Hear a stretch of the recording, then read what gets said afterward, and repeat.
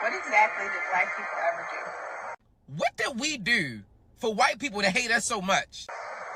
Like, I'm genuinely asking, what did we ever do to deserve anti-blackness in every single community? Wait, what? Great. Now, what's our motto? We was Kings. We was Kings!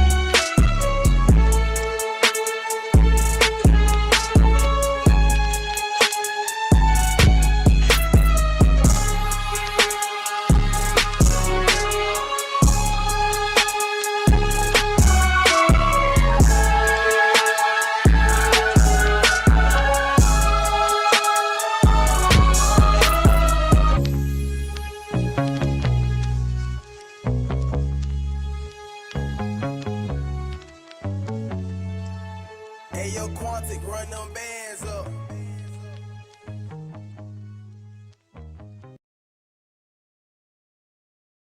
White man does the popular dance, the whoa, while reporting the weather.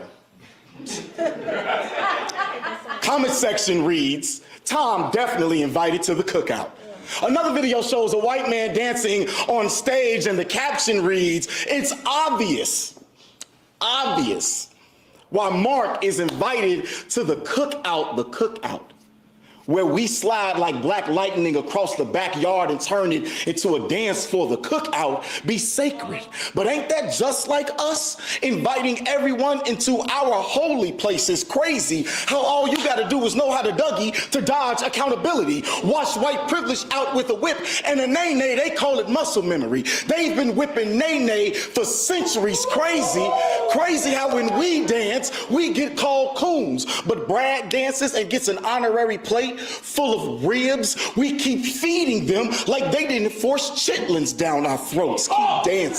Keep dancing. They shuck and jive their way to acceptance, and it's appalling how easily we forget just because Becky can footwork and Allie makes foo-foo. Invitations for the cookout flying off the shelf in the comments section. Hey bro, do you remember when we invited one of them to our Bible study? 9 of us were told well done that night. So excuse my caution for Caucasians casually crip walking for convenience. Welcome to the show, guys. As you can tell by the title, what we are going to be discussing today, obviously, things that black people think about.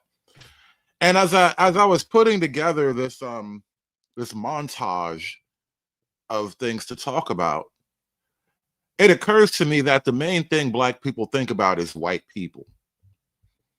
I try not to oversaturate the show with black people thinking about white people, but it's kind of unavoidable. Lying and line dancing, looking like a fool, the cookout. Man, they used to cook us out over open fires, cut pieces of our flesh off, mason jar our hands, claiming can't nobody catch a beat like him. They watching Soul Train reruns, but won't let us teach their children about the Underground Railroad. So look, since when did dancing erase Jim Crow? Since when did dancing erase school to prison pipeline? Since when did dancing erase redlining? So before you mail out your cookout invitations, remember that they used to think of us as stiff body boogie down chattel. They used to make us dance across the decks of ships, and some of us leapt to freedom gracefully. The break of the water surface was a pearly gate, a jetty into the Lord's arms, and the cookout so packed with pale faces, it ain't no room for my grandkids, and I refuse to ask for space. In my space, I'm indigenous to the groove and the potato salad. Invite me to the country club. White people, whatever you do, absolutely do not, and I repeat, do not under any circumstance let this man into the country club. Even if you have a little tiny door at the back that says for black people only, still don't let this nigga in. Hold the casserole. Let's talk about reparations. Maybe then we could talk about cookouts. Until that happened, all cookout invitations are revoked. Period. Management. Thank you.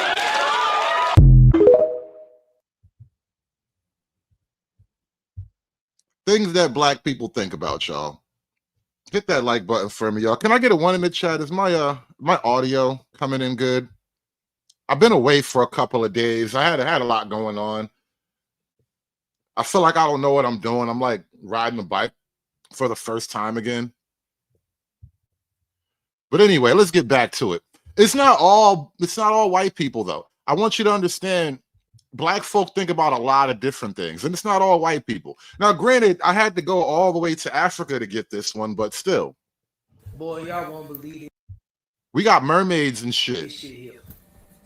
The universe woke me up and decided to choose violence today, let me tell you. So, I belong to a tribe called the Oromos, the indigenous people in Ethiopia, right? There's a tribe in the southwest corner of Ethiopia, next to the Omo River, or on the Omo River itself. In that general area, there are about 3 to 4 different tribes. But the tribes we're talking about right now, is called the Mursi tribe. Carmen says, I do love mermaids, but that's kind of hideous. You see, Carmen, you know the problem is, you're judging the black mermaid by Eurocentric mermaid standard, okay? You wanted Ariel. All right, you wanted a Valkyrie under the water, right? Valkyrie of the sea. No. You get big arm Keisha with a tail. All right, that's what you get. You get big arm Keisha with a fish tail, and she got toes and feet. The black mermaid got toes and feet and a Keisha fro. You wanted a Eurocentric mermaid. You was judging the African mermaid by Eurocentric beauty standard. Yeah, you should feel ashamed of yourself, Carmen. This is an African mermaid, and she's beautiful. They're Ethiopian, but they're like an admixture of Sudanese, Kenyan, and Ethiopian in one place. Tell me why. I just saw a video saying that the people of the Omo Valley, the Mursi, are at war with mermaids. So this is where I'm from, and this is where they're at. Along this river is where the goddamn mermaids at, bro. Holy shit.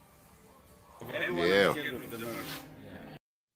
Yeah, he thought he was lying. Nah, we got real boots on the ground. And it is the mermaid will get angry and will come after his family. So he doesn't want to talk about it.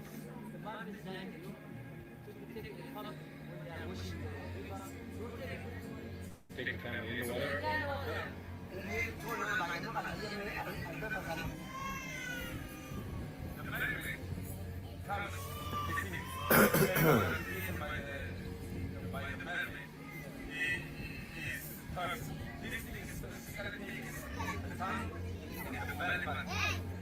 Do they find bodies like this? Yes.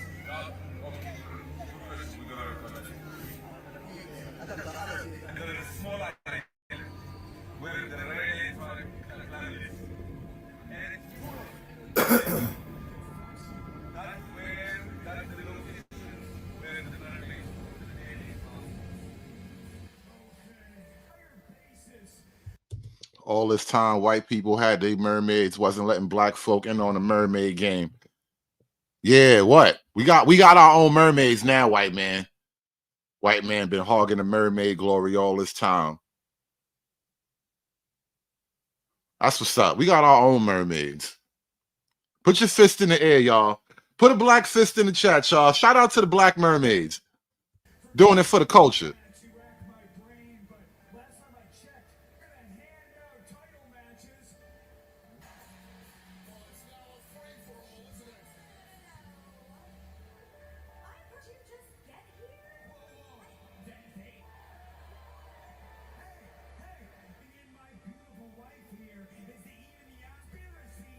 So here's what's happening. There's a lot of complaints about public safety being a concern right now because the people in the Omo River, the Mursi tribe, they do their laundry in nearby lakes, right? Because that's just how we get down in Ethiopia. You washing your clothes in the mermaid's house, bro? You niggas washing your little dirty people clothes in the mermaid's house. No wonder the mermaid feels some type of way about you niggas. Look how she looking at you right now. Filthy people, niggas. Bringing all your dirty stuff to my house. That's why y'all got beef with the mermaids. You need to ask permission. Better leave an offering or something by the river. Can't just be washing your dirty loincloth next to the mermaid house like it's all good. I mean, shit, my grandmother used to do it. She'll just grab the motherfucking laundry pack, walk over to a lake and start washing shit by hand. That's how it was back in the 90s. But, you know, some people still do that shit today. It's just tradition.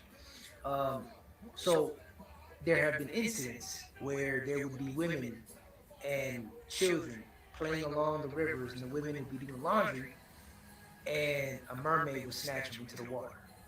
Some make it back, some don't. A mermaid snatched your baby. Can you imagine trying to explain that to a CPS, right? That's the difference between a place like Africa and a place like America. You could never tell Child Protective Services that, you know, we were playing down by the river and I think a mermaid took little Hannah away. Yeah. My grandma been telling me about mermaids around these parts my whole life, and I ain't never believed it until now. Like, we can't really just, you know, tell that kind of story to Child Protective Services. Because, for one, they don't even have a Child Protective Services in Africa. The closest you'll get is like a cannibal witch doctor. But get this, for those that they do snatch, if they find their bodies floating in the water, they always find them without their tongues and their belly buttons. Mainstream media would never tell you this shit. The mainstream media does not it doesn't want to warn black people about the mermaids that will cut out your tongue and eat your belly button. Now, as a melanated person, I feel like this is information that I should be made aware of. And this is why I am making you guys aware of such things too, because ain't no way. There's no way. And now we all know about the danger. And so you don't let the mermaids get you on your belly button. Consider that like a public service announcement from the Hood Conservative.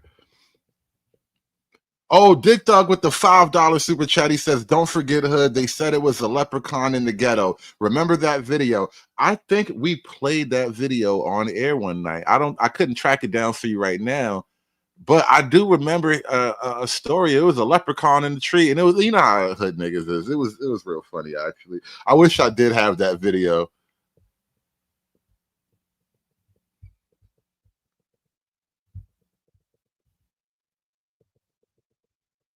Let's see. You guys hungry?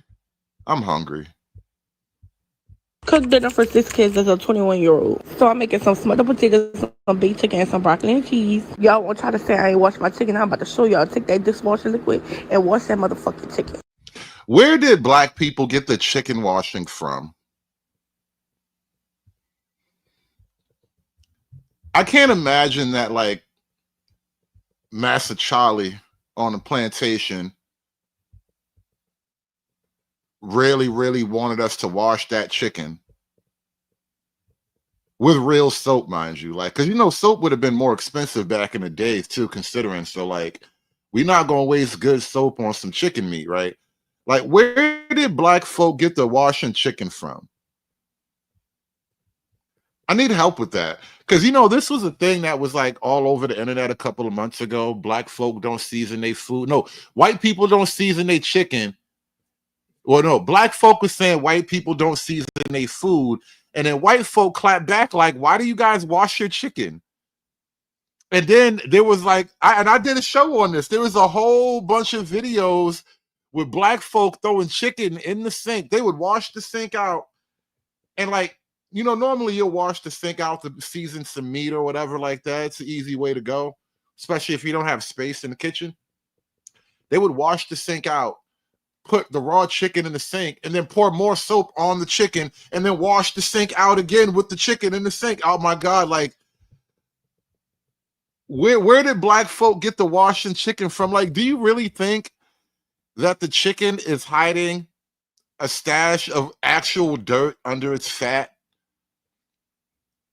Like, somewhere between the chicken meat and the chicken skin, they just have a stash of like dirt and grit. David says, yes, they do. Apparently chickens be tucking the dirt. This for y'all who say I don't wash my motherfucking chicken. Now I gotta show y'all better than I can tell y'all. Don't forget when y'all make this big chicken, make sure y'all season both sides. And I don't really feel like cutting up peppers and onions, so yeah, top seasoning for the win. Anyways, what's up, cousins? How y'all day going? If you're new here, my name is Deshawn, and I vlog my everyday life. Welcome to the family. Now, on to these smothered potatoes. Somebody had slid up on my video. It was like, so y'all eat with paper plates and plastic utensils in America every day? No, we don't. This is just more efficient because nobody wants to wash dishes. Excuse my hands, I'm a little ashy. But these smothered potatoes looking real good. This is a question for my cousins. Do y'all like fried chicken better or baked chicken? I love fried chicken down, but it's something about baked chicken. It's just way more easier to cook. I ain't really gotta watch it for real. I can throw it in the oven, put that time on, then I know it's gonna be done. No, I didn't put all that cheese up in that broccoli and cheese because all that's not called for. But this how the food looking. So come back for part 2 if y'all want to see me plate these, please. See you in the next one, cousins. Bye. I'm not gonna torture y'all with the next one. I don't even know if there is a next one.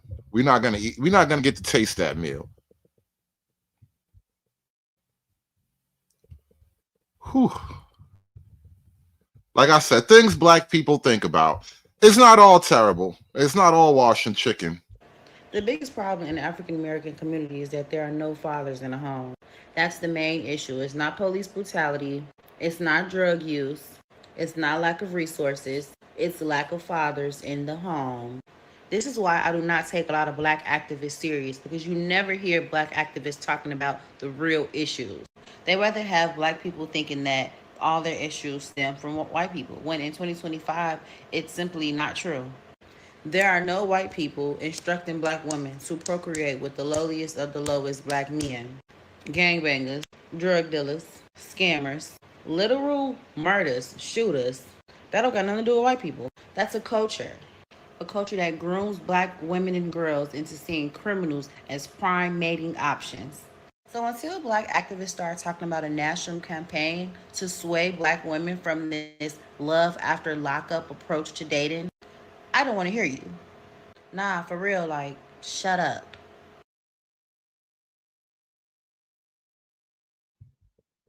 Shout out to her. Shout out to her. I don't even have a lot of commentary to add to that. I just wanted to add her to the mix because I've been holding on to her clip for a while. Good for you, boo. Anyway, enough of sane black women. Let's get back to the crazy ones. This is a crazy black woman that a lot of smart black niggas really love, though. This is Frances Cress Welsing, the ISIS Papers. She is like she is the god of black intellectualism. You know how the black woman is God? She is the particular goddess of black intellectuals. Black people are the first people. Black people are the mothers and fathers of everybody on this planet. The first people to know about God. The first people to be mathematicians, architects, scientists, philosophers, to know about astronomy. Wait, what? Great. Now, what's our motto? We was kings. We was kings!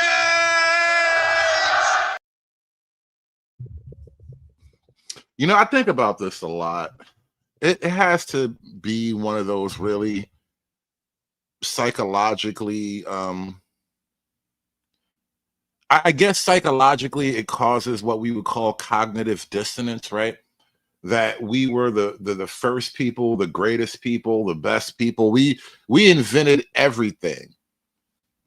But everywhere black people actually live among black people, niggas can't wait to get out and go live with the white man.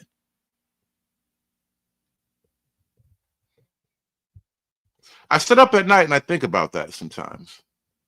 But when the people who classify themselves as white started taking over, they knew of the critical importance in the area of religion of telling people, the whole world of colored people, that God was white. Black people are the first people. Black people. So how did the white man take over? And how did the black man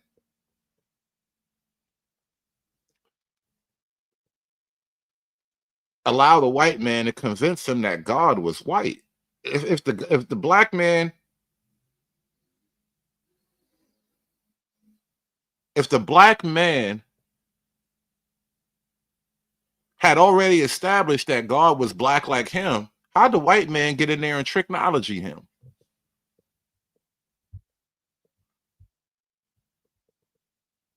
Anyway, you know what? It's too many questions, too much thinking. Too much thinking.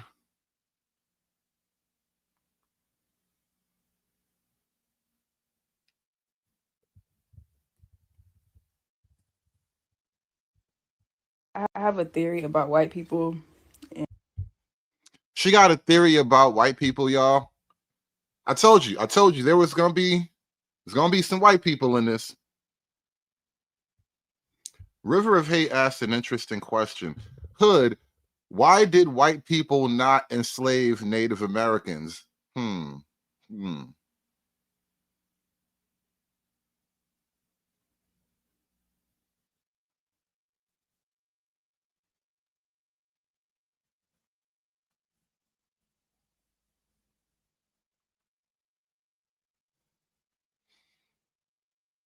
I tell you what, it's a trick question because black people were the original Native Americans. We was Indians and shit. And I'm about to let y'all know right now. So I feel like they don't really have anything to hold on to, you know, like they don't have something that's like that makes them proud of their race, really. Because it's like we have like stuff like other ethnic groups, we have like stuff that we've overcome that can make us proud to be like black, proud to be Latinx, proud to be Middle Eastern, proud to be Asian and stuff like that. Like white people, they don't have that. And since they don't have that, they try to like make up shit to be proud to be white. It's like, are y'all like, y'all getting me? Are y'all getting her? They make up things so they can be proud to be white. Yeah, that stealing bird is ever present. The stealing bird is in maybe like 60-70% of my videos, I think. Like they try to like oppress themselves, or like they hold on to like shit like the Titanic because it was traumatic. You know what I'm saying? Like I don't know if I'm stretching, but I think I'm onto something. I have a theory about white people, and I'm about to let y'all know right now. So I feel like they don't really have anything to hold on to, you know, like they don't have something that's like that makes them proud of their race, really. Because it's like we have like stuff like other ethnic groups, we have like stuff that we've overcome that can make us proud to be like black, proud to be Latinx, proud to be Middle Eastern, proud to be Asian and stuff like that. Like white people, they don't have that. And since they don't have that, they try to like make up shit to be proud to be white. It's like, are y'all like, y'all getting me? Like they try to like oppress themselves, or like they hold on to like shit like the Titanic because it was traumatic. You know what White people hold on to the Titanic because they don't have anything else. I've never considered that. White people, you cling to the Titanic because you don't have anything else. That's wild. I'd never thought about that. It's amazing. Anyway, more white theories, y'all. More white theories. Hit that like button, man. Hit that like button. We got some fine white theories coming up right now, man. The government is absolutely 1000% lying to everyone, regardless of race, culture, ethnicity, and all of these things, right? But here's why I'm still not letting white people off the hook. And I always specify white people because it's their peoples who control the system at this particular moment, right?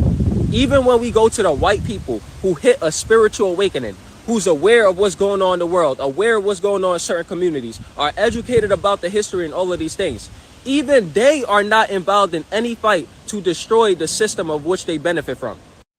White people, it's not enough that you feel sorry that black people used to pick your cotton. You have to burn down your daddy's house too. That is the only way. It's not enough. All right. Yeah. You feel bad that allegedly some black folk picked some cotton. Theoretically, that makes you unhappy and you feel like you want to atone for that. Yeah. Okay, fine. Burn your daddy's house down. That's how you tell me you love me, a Negro. None of these white people, regardless of income, regardless of class, are involved in any fight to destroy the structure of the system of which they obtain advantages off of my people's disadvantages. So even when we're excluding the white people who are poor, who are living in poverty, who are homeless, who are living in trailers, who are brainwashed by the government, all of these things that people say, right? None of these white people are fighting to destroy the system, right? So we could go to the politicians, we could go to the white celebrity class, we could go to the business owners, the real estate agents, the cops, the doctors, the nurses, the firefighters, the teachers, the farm owners. Go to any level class of white people, and none of them are doing shit to change this, right? So this is why I say, y'all could come to me with this, oh, the government is manipulating all of us, this and that, this and that. What about the white people who see past the government's bullshit? What about the white people who's aware? What about the white people who got income? Why are they still not doing shit? What's their excuse? You see what I'm saying? I don't want to hear it. Well, good white people, what's your excuse, huh? How come you haven't done your part to save the Negro?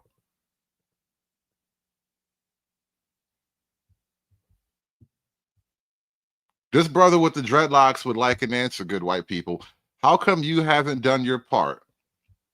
You haven't lit not one match in your daddy house, and you sit here and you want us to think that you love the Negro. Amazing. Every time you mention honoring ancestors, a Christian jumps out the comment section like, Whoa, whoa, whoa, brother. Whoa, brother. Whoa, whoa, whoa. We got to stop. Whoa, whoa, whoa. You sound like you sound a little bit too deep voiced and depressed here. You just started this video off all wrong. Like your energy, your tone. He's giving like really disgruntled, educated homosexual vibes. Every time you mention honoring ancestors, a Christian jumps out the comment section like, that's demonic. The dead know nothing. Jesus is the only way. But here's what they forget. They call on Abraham, Moses, Isaac, Jacob, David, Noah, Paul, Peter, all day, every day. None of those people were your ancestors. None of them were even real. But your actual ancestors, the ones who birthed you, lived, fought, bled. You ignore them for a storybook full of fictional men with European names. Let's break this colonized contradiction down. Ooh, let's break this down. A smart nigga with glasses is gonna tell you why you should love your ancestors and them. Forget about the ones who probably sold you into slavery, though. You're gonna skip that whole chapter. We're gonna rip that chapter out the book. We're gonna cut that whole branch right off the tree. Step by step. 1. Jesus' entire identity was built on ancestors. Matthew 1:1-17 literally opens with the genealogy of Jesus Christ, the son of David, the son of Abraham. So let me ask, if the dead know nothing, why does your Jesus need a family tree? 2. God introduces himself through ancestors. Exodus 3:6. Yeah, you know what? I'm gonna have to start like writing down and cataloging all of these one-off quotes I'll be just dropping casually in conversation, man.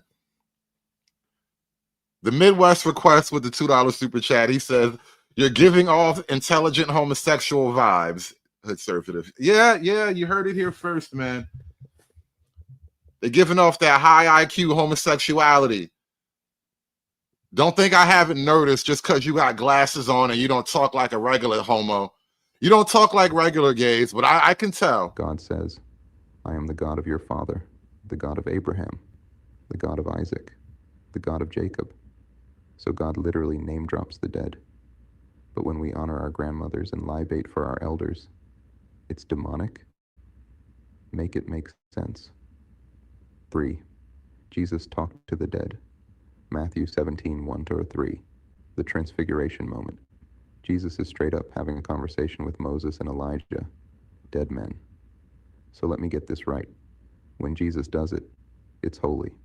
When we do it, it's witchcraft. 4. The tomb. Well, that's literally the difference between you and God, right? Like when Jesus raises from the dead, that's holy. That's like, oh my God, it's a miracle, right? He moved the rock. He walked out the building. Like he just walked out of there. That's crazy, right? But when I raise the dead, they write a book about it and call it Frankenstein. Totally not the same thing. Tombs of prophets were honored. Luke 11:47. Jesus says, you build tombs for the prophets. So people were building monuments for the dead. But the moment a black family sets up an altar or burns incense for grandma, here come the demons, right? 5. Hebrews 11, the dead men, Hall of Fame. Hebrews 11 lists all your biblical faves. Abraham, Isaac, Jacob, Moses, all honored like legends. So yes, Christianity is built on dead men. You just call it faith instead of ancestral reverence. Can you even name any of your African ancestors, though? I mean, like, I'm not into the whole spiritual world type of thing, so I could get this wrong, but it seems like it's dangerous to just put out a random call into the spirit world. Because if you don't know, like, if you really want to talk to your ancient African Black Panther grandfather, ancestor, whatever, you want to talk to him on the spiritual plane, it seems like you should know exactly who you're looking for. Because you don't want to be wandering the spiritual plane and just bump into any old random like being. It just seems kind of dangerous. You never know who might show up. You open up the door to just, all the spiritual beings out there. Are you my ancestor? Yes. Yes, I am. Like it didn't really sound like the greatest of ideas, Final thought. Let's stop the double standard. When Africans honor their ancestors, it's demonized. But when the church does it, it's canonized. You were programmed to forget your lineage, to call on strangers from ancient books instead of your bloodline. You say Jesus saved me, but it was you who did the healing, your resilience, your energy, your ancestors who walked with you. Even your Bible says you can move mountains if you just believe in yourself. So why are you still waiting on a man the Romans nailed to a cross when your own roots made it this far?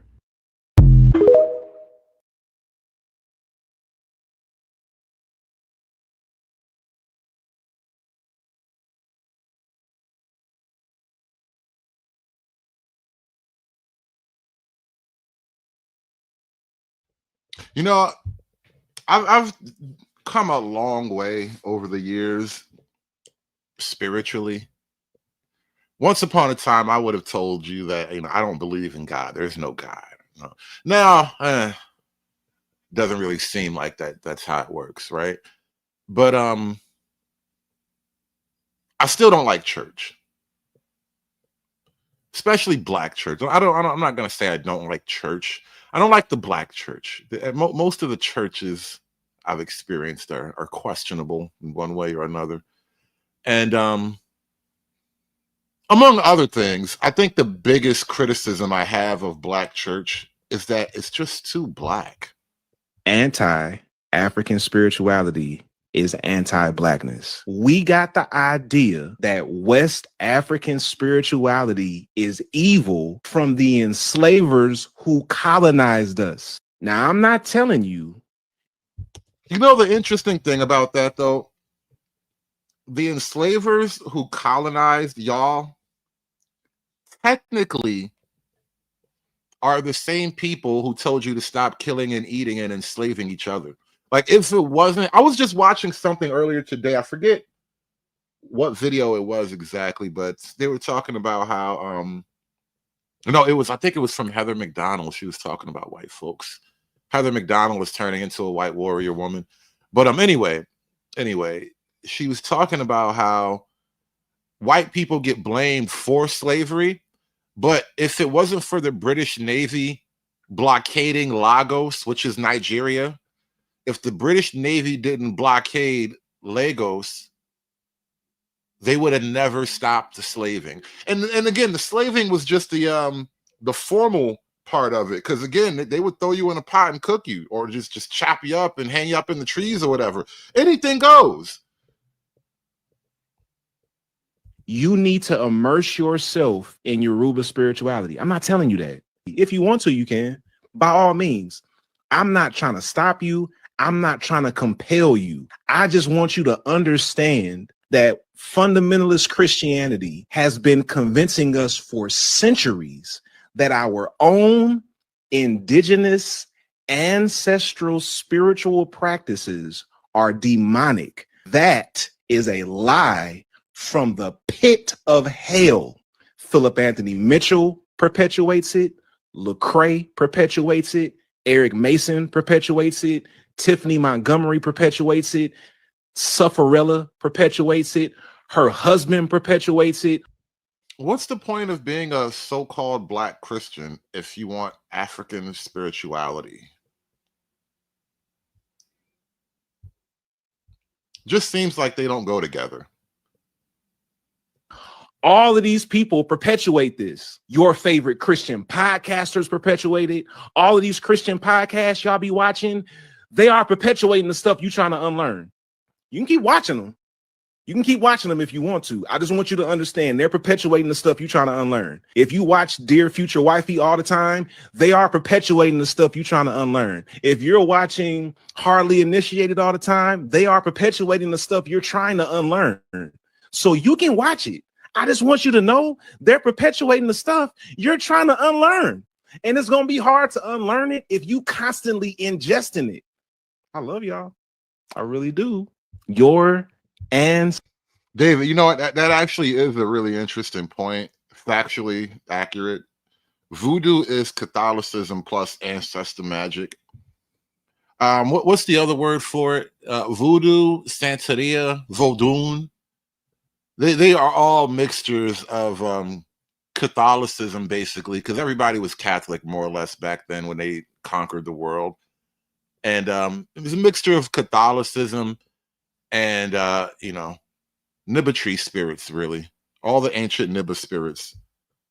Hoodoo, voodoo. Yeah, I mean, they're all the same thing. I think it's just an etymological evolution, but they're all really the same concept. Ancestral spirituality is not demonic. I don't care what Bible verse they throw at you. It's not demonic. I don't care how much doctrine they regurgitate to you. It's not demonic. Unlearn that. Unlearn that. Please unlearn that. Boy, you go to black church, you're going to go to hell. Black church going to have you in hell, boy. You're going to be like, but I did all the things. And they're going to be like, yeah, we know.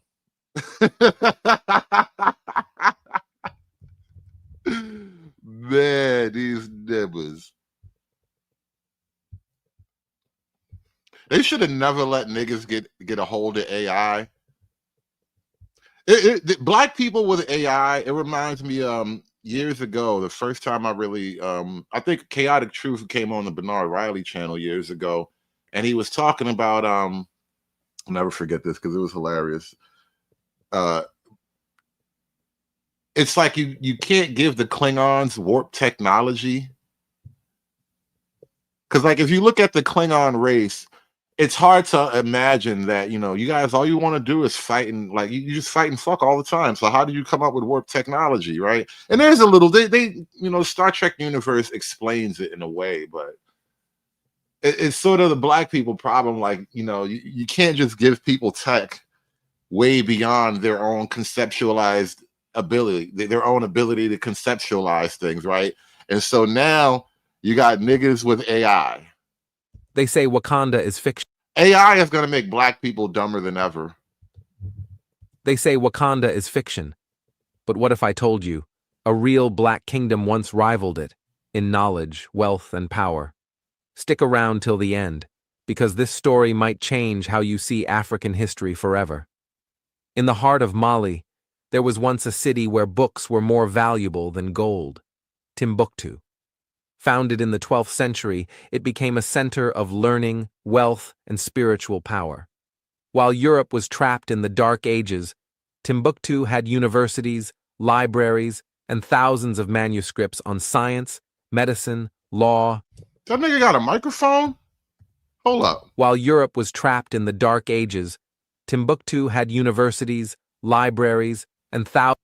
This nigga got a microphone. Nah, son. Nah.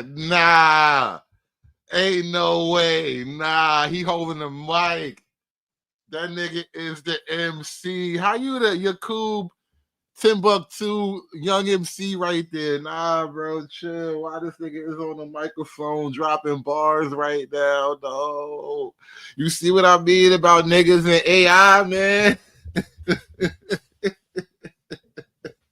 AI is gonna have niggas even more retarded than they ever could have been. Like, this is terrible. Nigga said Mikenology. How you niggas got AI microphone kings, bro? Nah. Sucker MC on the microphone. Nah, bro. Thousands of manuscripts on science. Why it look like it's a little lamp too? It's like the little genie lamp. Nigga turned a little genie magic lamp into a microphone. Only a nigga would turn a genie's magic lamp into a microphone. I only need one wish, nigga. Medicine, law, and astronomy. At its peak, the University of Sankore rivaled any in the world. Black scholars debated philosophy, charted the stars, and healed with surgical precision. Merchants traveled across the Sahara to trade for books, not just gold. And It's crazy how like black folk have this mythical, almost Atlantis, right? It's Timbuktu is almost not, it's not anything like, but it's about as close as black folk could get to like an Atlantis type city. And it's hilarious when you think about like black folk have this mythical city where we used to love books. Like you really just think about the hilarity of it all. Like in deep antiquity, we used to love books, you know? And then like we fell from heaven or something. We no longer love books anymore. Like it's really hilarious when I think about the grand context of the whole thing, you know what I mean? Back in the dark time before time, black people wrote books and we loved reading. Books were worth more than gold. kings, like Mansa Musa, the richest man in history, funded schools that lit up the minds of the continent. But colonial powers didn't want the world to know that Africa had scholars. The white man made us hate books, y'all. The white man made us hate reading. It is because of the white man we have abandoned our love of African literatures. We don't even know how to write in African anymore. It's the white man. He made us forget all of our African scribblings. So they burned libraries, they stole manuscripts, and they buried the legacy of Timbuktu beneath the sand. But the knowledge survived. Did the white man really burn Timbuktu down? Like, if I Google the story of Timbuktu and I just find out that over the years, niggas just got tired of all of these books, like, what I'm reading all these scrolls for? These scrolls ain't gonna get me no money. Ain't no gold in these scrolls, bro. Like, what if everybody just moved away because niggas just collectively realized there wasn't no gold in the scrolls and they was like, all right, we out of here, man. Ain't no water in this town, ain't no gold in the scrolls. And then, you know, they just moved on. And now they want to blame it on the white man. You buried your own books, right? That's really what happened. You niggas buried your own books. You're like, you know what? I'm going to be back later. And then you just forgot. Never came back for them. And so did the truth. Still watching? Comment, knowledge, and follow for more legacies they tried to erase.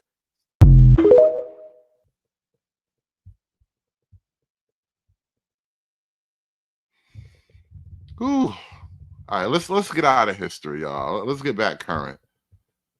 History would make my head hurt. Let's get back to current. Black folk out here fighting for their rights and their hours. And We need high pay, yes y'all do. Y'all need respect. Yep. Not favoritism. Stop picking and choosing. I thought on strike today at Wingstop because my general manager came in and disrespectful, just hollering, screaming, cussing, and that's just disrespect. Wingstop. And that's crazy because I was about to go to Wingstop today and then I changed my mind. I said, you know what? I want white people food.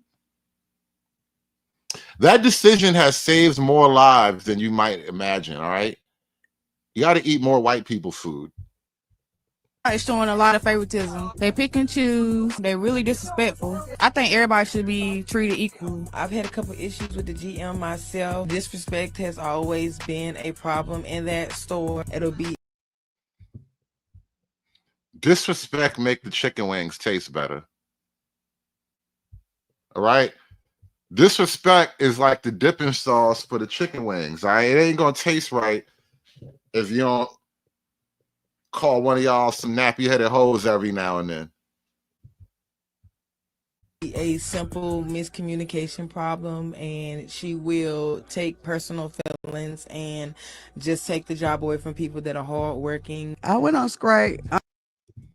You mean to tell me that you get into an argument with your manager and your argument docks your hours? Wow. That's crazy. Can't believe that would happen. once before on the same journal manager, and corporate came and talked to me, but wasn't anything done because she's still up in there. They didn't do what they said they was gonna do. I don't even know why she's there and why they won't find a general manager that can support us in better ways. I feel like she brought all her cousins and her nieces to the strike. It was like the 3 employees at Wingstop. Because how many employees does the average Wingstop have? Like 10 max, really? You got like 2 managers, maybe 2 managers, 1 assistant manager. No, you got 1 manager and 2 assistant managers, you know what I mean? And then you got just regular employees or whatever. Maybe 12 people, right? You might need 12 people to run a Wingstop.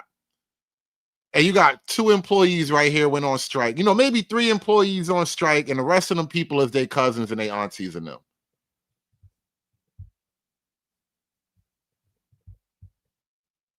We need better pay. We're not getting paid enough. Working 6 days a week and not getting paid enough is not right. And the crew member making $12, $10 is not right when they in there slaving. We need better general managers that can run their shift, can get us the respect that we need there, and not choosing family over people that want to work there. We were just looking for a better experience with the corporate and the general. They were looking for a better experience. I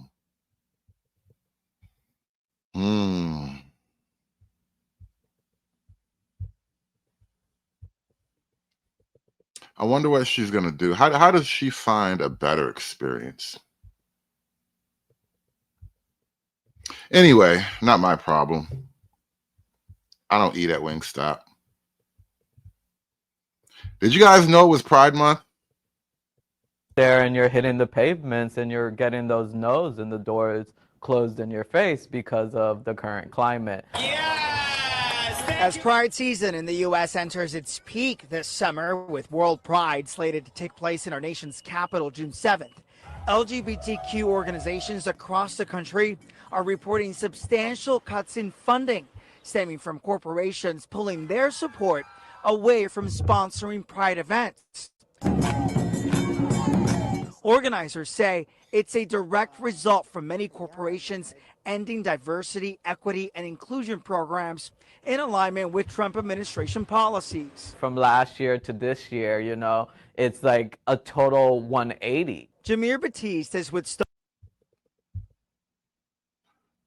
All the black gays are sad. Aww. Donald Trump is he's hurting a lot of black feelings lately, man. I got a lot of kind of content that I think I might pull out one day, because there's a lot of black officials. Did you know Donald Trump? I call him Donald Cunt. Did you know Donald Trump just like slashed the Job Corps budget?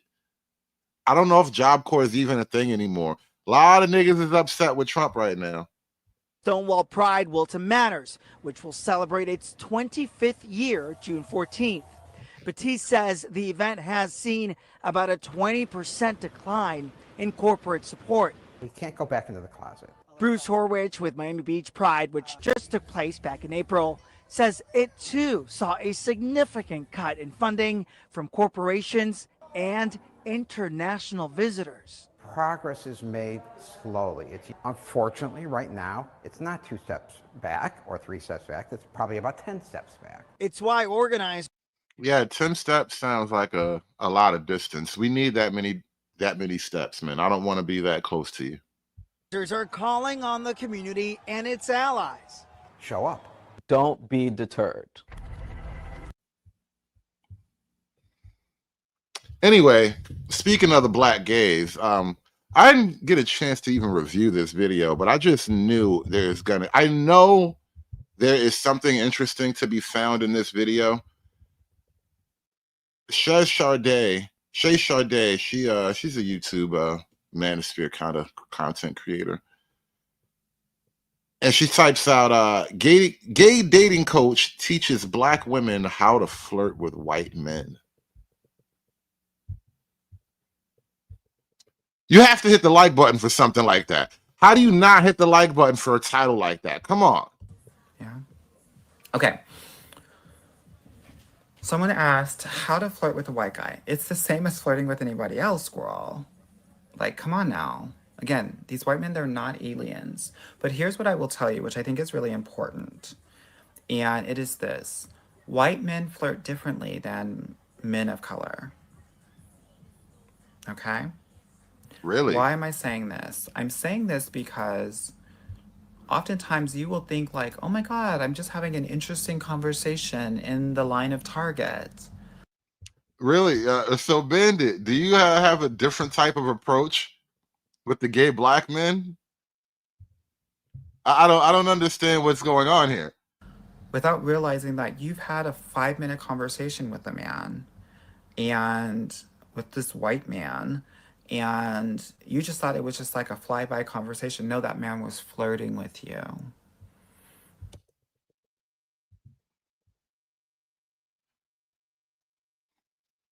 I feel like there's something dangerous behind those eyes. Like, you have really big bug eyes right now. And with this white man, and you just thought it was just like a flyby conversation. No, that man was flirting with you. To know that man was flirting with you. Yeah, right there. Right there. There's something really just uncomfortable about that. Anyway, the Midwest request with the $2 super chat, he says the gay dollar myrrh. I don't even know what that last word means. What is myrrh? Is that thing that the 3 wise men was handing out to little baby Jesus? What is myrrh? Help me out here. What is myrrh? Honey Barbecue Wings with the 5-ball says, can you do a show on disproving the claim that right-wing violence is more prevalent, please? I would, since you asked me in a super chat. I guess I'm inclined to oblige. But it feels like such a layup. Like, obviously the left wing is crazy and violent. You know, it's really an interesting phenomenon of American life that right-wing people have most of the guns in America. And technically, you know, there's a lot of reason for right-wing people to get all, you know, watering the tree of liberty and stuff. But right-wing people tend to not want to do that kind of stuff. Right-wing people, you know, they like their lives and their houses and their, you know, suburban wealth and whatnot. Very, very less likely to engage in destructive kinds of violence. But they maintain a capacity, which is an interesting thing. But anyway, like the video from you guys. Thank y'all so much for supporting the show. You guys have been awesome. These blacks.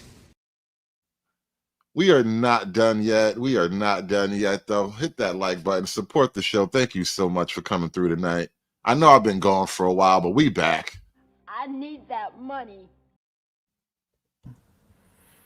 If you're talking to a white man for more than 3 minutes, he's flirting with you. I need you to understand that. So I need you to snatch him up like Pokemon, honey. Okay? Is that what you do? You got to collect them all? They call you Ash Ketchum on the block? You have They call you Ash Ketchum? All right, I had to do that. I'm sorry. I just couldn't. It was too easy. It was a layup. How do you not make that joke? no more excuses.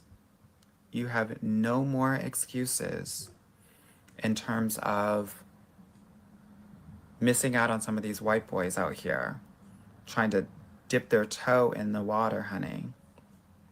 Okay? Snatch them up, honey. You know, okay, no shade, girl. I feel like every black woman has a white man at work that she flirts with and he flirts with her. That energy that you give to your work white husband. Girl, you better go get you your work white husband. The gay man is giving you up all the game. If he talk to you, he wants you. White man ain't gonna talk to you if he don't want you, girl. That's just how it is. That's the only way that works. All right. If the white man talking to you, it's because he likes black hooch. or for some of y'all, it's an Asian man, no shade. That's the energy you need to be giving these white men outside of work. Do you hear me?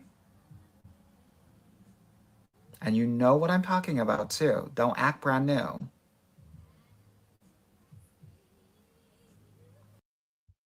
You know, it's interesting that we've been having this online gender war for like, I don't know, a decade or so now. And one of the things that it doesn't come up often, and it's a really awkward and frankly a difficult conversation to bring up, especially like if you're a straight guy, you really don't want to philosophize too much about the gay world and gay thought process or whatever. It's too dark. You know, you don't want to do that to your own mind, but there is a thought pattern and there's a process behind everything. Things don't just happen. You know, ass whoopers don't just fall out of the sky.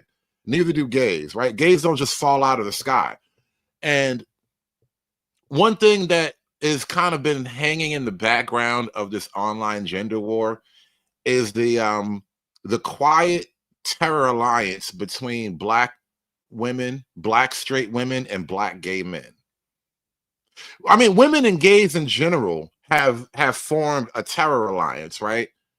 It's like Hamas and Al Qaeda meeting up for barbecues and trading notes and stuff. Like, they have formed an alliance specifically to attack and target the infrastructure of what they see as patriarchy. And so again, like, it's a very awkward thing to bring up. Like, all right, when Cynthia G, right before Cynthia G got kicked off of YouTube, and she's kind of back now, I think, but right before Cynthia G got kicked off of YouTube, I noticed, because, you know, I kind of keep a little eye on a lot of different things, even if I don't talk about it all on my channel. But I noticed that Cynthia G was doing a lot of friendly content with this other channel that's like fairly big on YouTube. This guy named Themis and Thoth. Anybody ever seen that channel before? Anybody heard of Themis? It's a weird choice of name for a black guy too. It's like some Greek mythology shit.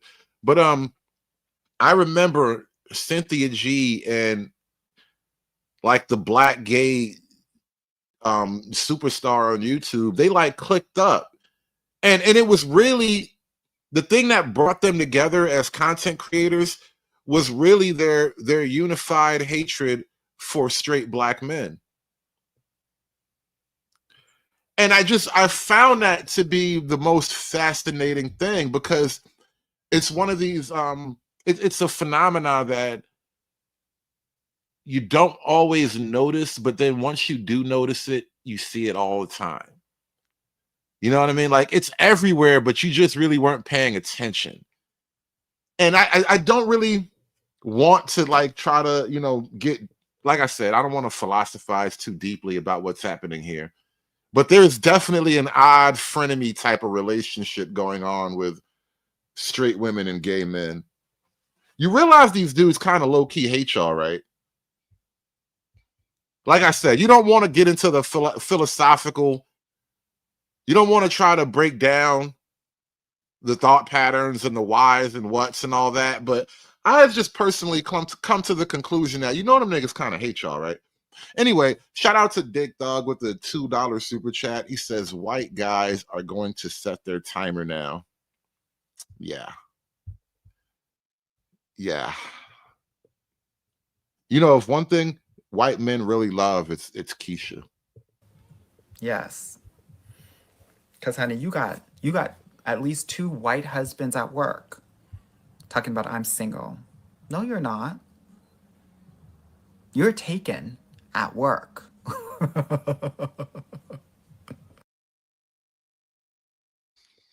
No, Clue, you lying. That's the guy. Clue says Themis is the guy that Obsidian wanted the Black Manosphere to get advice from. Yo, you know, it's a funny story, man. It's weird being a fly on the wall on certain things, right? I remember the day that conversation went down, or at least when when Obsidian brought it up, I was like literally there. It was one of the Saturday shows that I was doing with Bernard. And we had kind of moved on to like a panel part of the show. So Obsidian was up there. It was Bernard, Obsidian, Game Changer, and myself, right? And I forget really the whole ebb and flow of it all, but at one point, Obsidian drops that crazy line. I remember that day, bro. That was a wild day. And he was like, whoa, why can't the manosphere get like, you know, some queer eye for the straight guy tips? He said something like that along those lines. Like the general gist of it was that there was room in the black manosphere for like the gay black men to have some type of voice. And I couldn't believe what the hell was happening. I couldn't believe what was going on. And I'm like, bro, why you come on my Saturday show to talk this bullshit? Like, no, the nigga really said that shit. He like really floated the idea.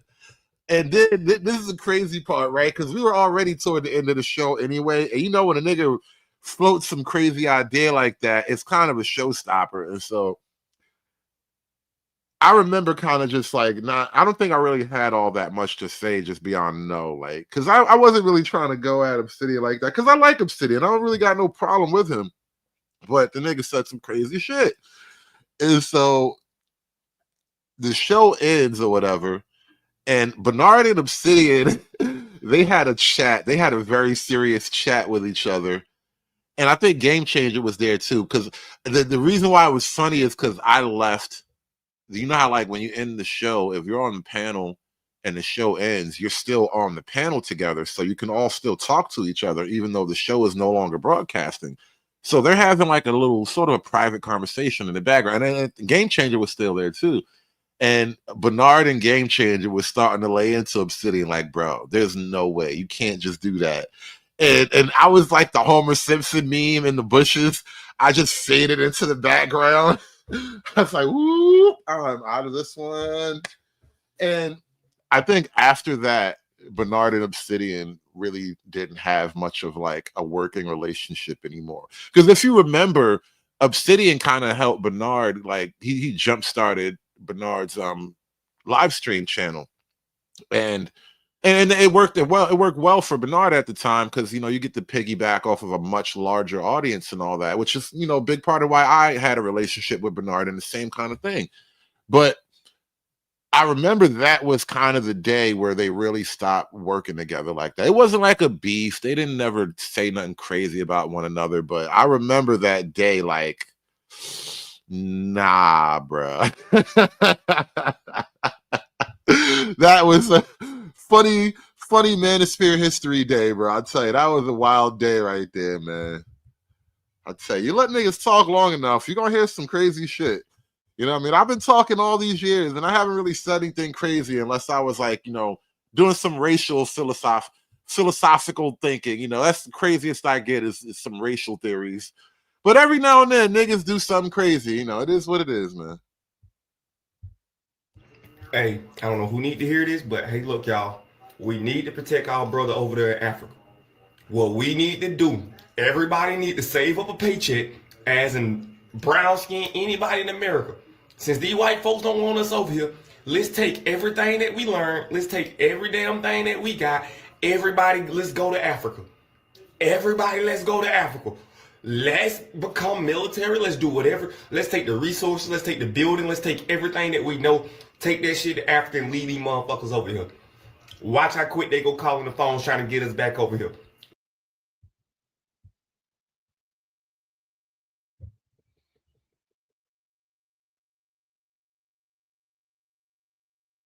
Why can't you do that here, though? Like, if you haven't perfected the craft here in America, where everything is like, you know, easier to get done, why would you think you can do it well in Africa, where you're literally starting from like scratch, the raw earth?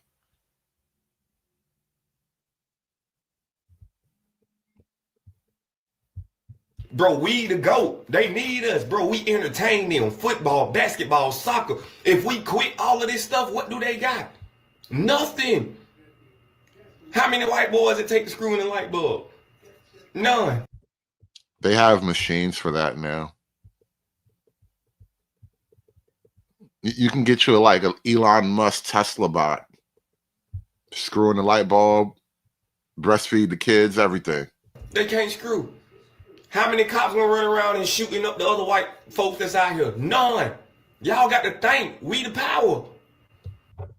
Hey, I don't know who need to hear this, but hey, look, y'all. We need to protect our brother over there in Africa. All right, now that we've gotten through the fun stuff, let's get to some of the deeper intellectual blacks. Wait. We got a little bit more fun stuff. Hold on now. Niggas and came up with another AI creation. The presence of Moors in China is a historically complex topic with roots in trade, networks, and the spread of Islam. The term Moor originally referred to Muslim North Africans, but expanded to include connections to China. Islam arrived in China through the Silk Road and maritime trade routes during the Tang Dynasty. I ain't never seen so many Chinese nibbers in my life. And how come they showing Japanese attire? Like, that's a Japanese blade. Those are Japanese robes. That looks like a Wild West hat. That's not even a Chinese hat. Anyway, though, these some China nibbers. Historically complex topic with roots in... Hold on, let's run it back. The presence of Moors in China. Bro, this is Japan. This is actually Japan. The video starts out with multiple layered lies, right? The presence of Moors in China. And it's Japan. It's Japan. Niggas don't know the difference. Niggas just watch Chinese movies. We really do think all Chinese movies happen in the same country. Every Chinese movie happened in the same 200 square mile radius. Is a historically complex topic with roots in trade, networks, and the spread of Islam. The term Moor originally referred to Muslim North Africans, but expanded to include connections to China. Islam arrived in China through the Silk Road and maritime trade routes during the Tang Dynasty, with Arab and Persian traders, some considered Moors, playing a significant role. Muslim migrations through Southeast Asia to China contributed to the diverse ethnic and religious landscape, influencing the development of the Hui people. Architectural influences, like the Moorish barracks in Macau, also reflect the historic... A Moorish barracks in Macau? You realize how far apart these two ideas are? Moors and Macau. Isn't Macau like some like little South Pacific island type place? Where is Macau exactly? I don't think Macau, is Macau even on the mainland, or is it like a little island place? Like the Moors traveled all the way over that far?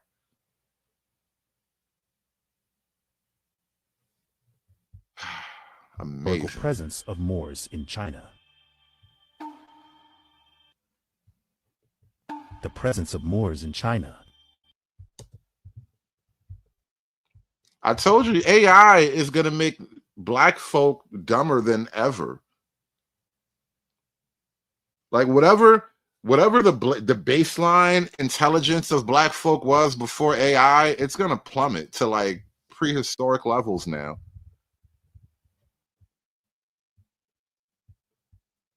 The lie. And the only thing worse than AI is live action cosplay niggas. Did you know the UK right now, they have like several shows and little documentaries they try to put out. The King of England was like a crippled black homosexual dude in a wheelchair. I remember I was telling you guys the story of how like on the History Channel, they had the Vikings and then Netflix picked up the show later and then they turned an actual white male Viking figure, some dude named Harold. They turned him into a black woman. Like they literally live action cosplay fake Black history. What I'm sick and tired of is a lot of white people are delusional and stuck in a psychological Stockholm syndrome where they can't let go to lie. This is why you will not find any white creator that creates content like mine. They can't, because their depth of, when they're getting deep, when they're supposedly called, truth seeking, there's no such thing as a truth seeking white person. If you find any truth seeking white person and they're not exposing white lies and exposing the truth about the original people, basically us being the original indigenous natives of this land, they're fucking lying to you. You have to ask yourself a very, very serious question.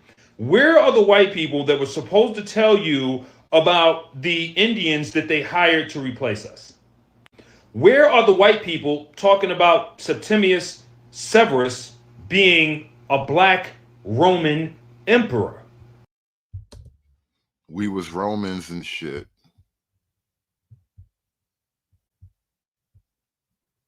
Yeah, white man ain't gonna tell you we was Romans and shit, but we was. Wait, what? Great. Now, what's our motto?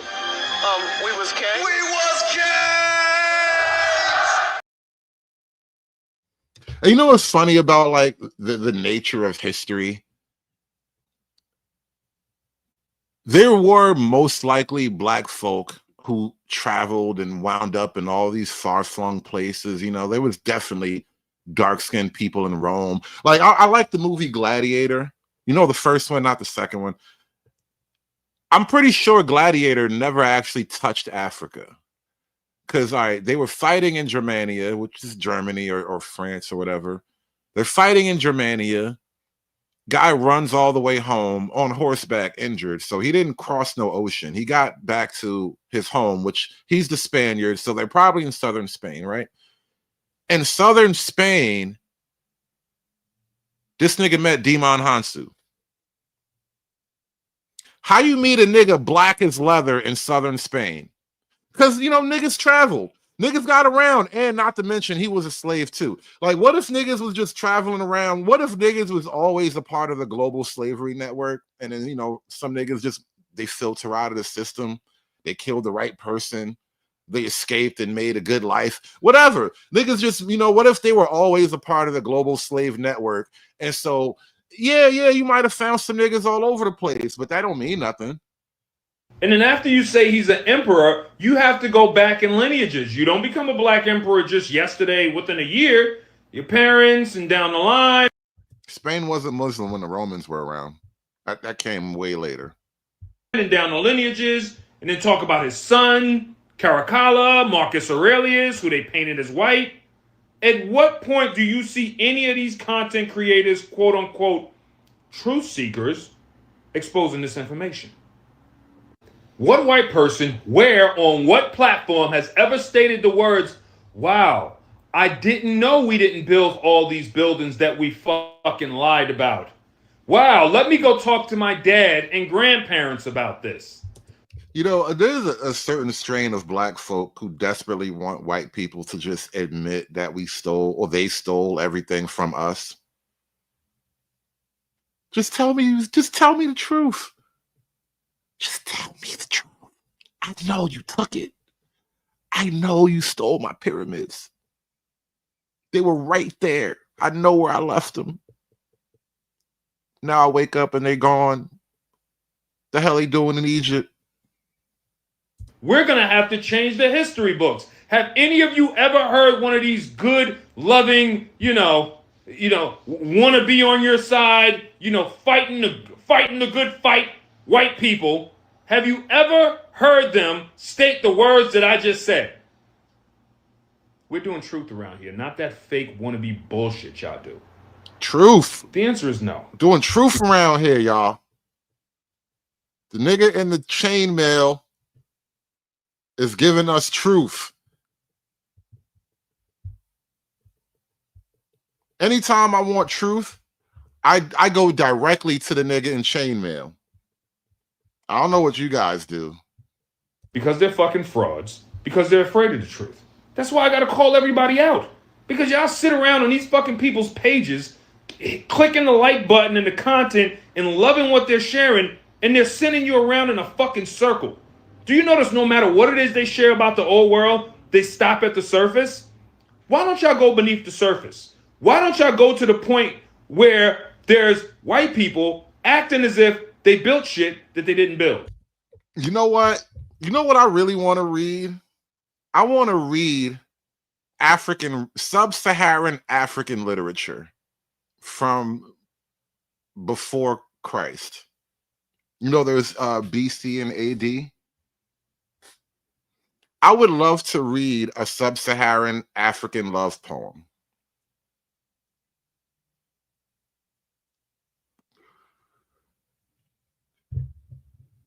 I don't want the white translated version. I want to see the actual like African squiggly letters. You know what I mean? Is there any written sub-Saharan African language? And I'm not being mean. I'm going somewhere with this, you know. I mean, I'm being mean, but I'm doing it for a reason. You know what's interesting about the Negro history of it all? You almost have to rely, like 100% have to rely on the so-called white man's history for one simple reason. Niggas didn't write nothing down. Nobody in the green part of Africa and below wrote anything down, or at least they didn't write it in a way that, you know, survived. Like there might have been a couple of smart tribes in the jungle part of Africa, but then they got cannibalized by the big ugly tribes, and the smart niggas just didn't make it. Why don't y'all ever go there? Y'all never touch on that for some reason. Y'all just skip right over that. Y'all skip past all the lies and the architects and the bullshit and the construction. Y'all skip over all that. Why? Why do I have to keep pointing out that y'all the biggest liars and the biggest frauds in history, white people? Why do I have to keep pointing it out? Y'all are making me look like the bad guy when all I'm doing is telling the truth while y'all are sitting around lying and avoiding the topic. Never heard a white person utter the words, man, it's crazy how they stole all your stuff and made it seem like it was ours. Man, it's crazy how you don't have no receipts for none of that stuff you said I stole. If it's yours, where's your receipt? Oh, you niggas don't know how to write. That's crazy. That's crazy. You guys couldn't write.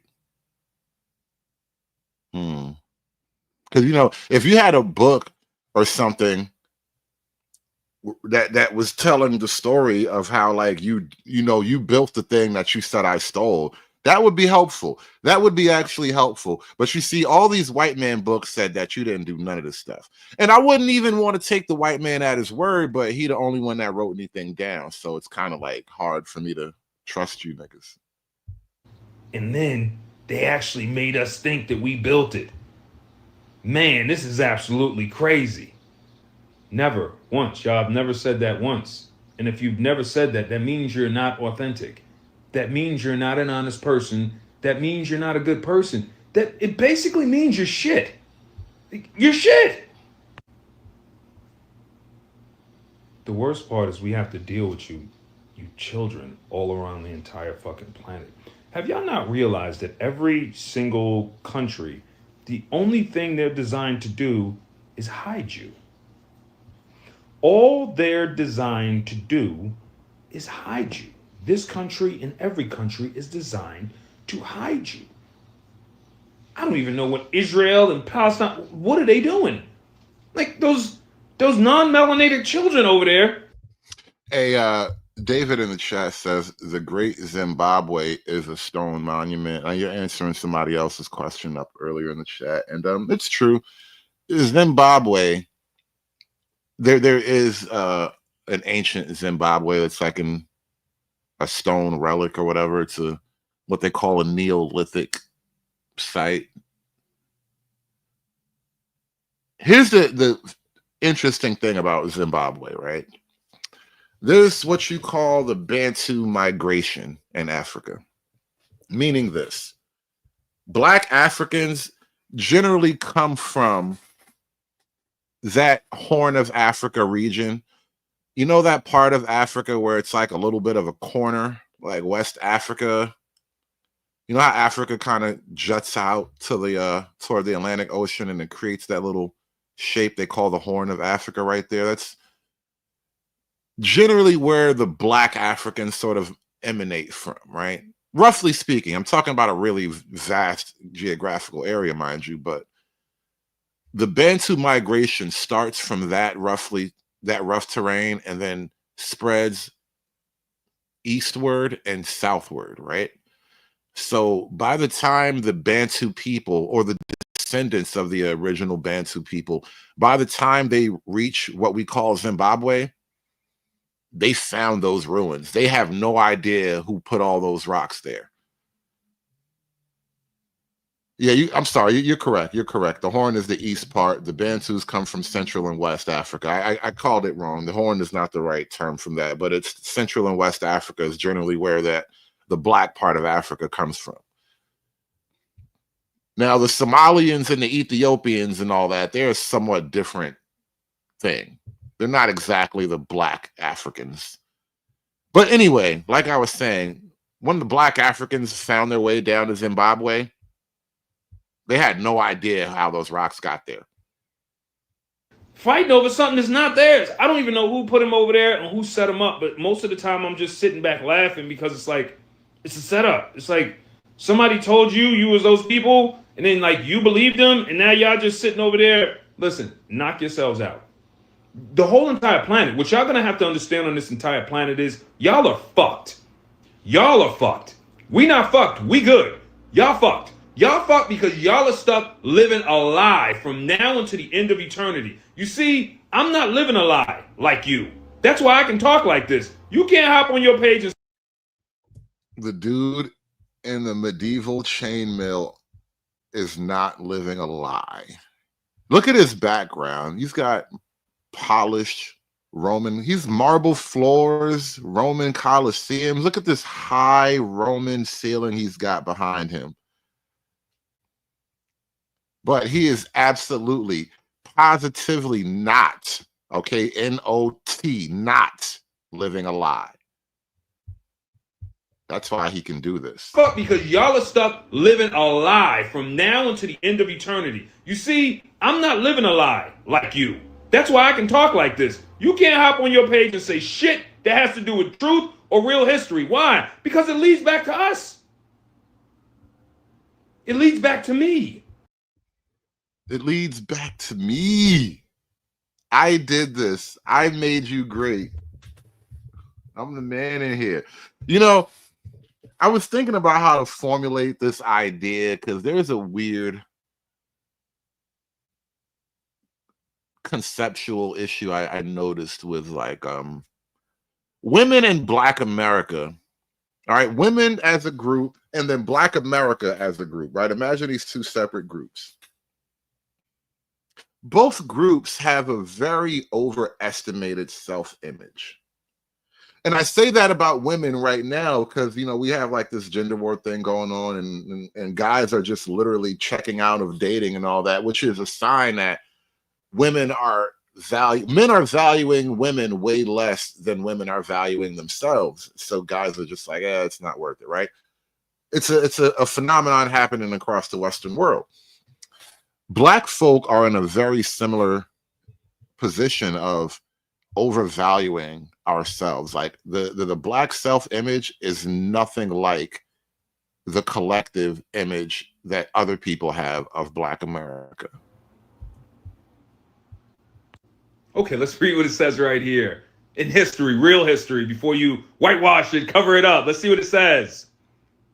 The people... No, this nigga did not type Knights of the Brown Table in my chat. This nigga just said the Knights of the Brown Table. Oh my God. Boy set himself up for that one though. Intentionally about this country where the Jews, being of a middle Strong of the body, of a black complexion, of a black complexion, of a black complexion, of a black complexion.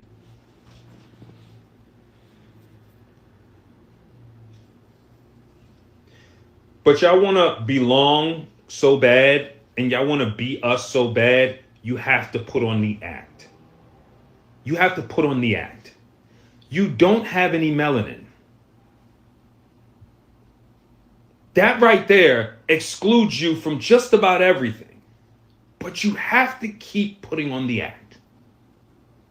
I just told you the truth. Go talk to your fucking parents. Go talk to your teachers. Go talk to your professors. I don't care. They can't touch me with a 590-foot fucking pole.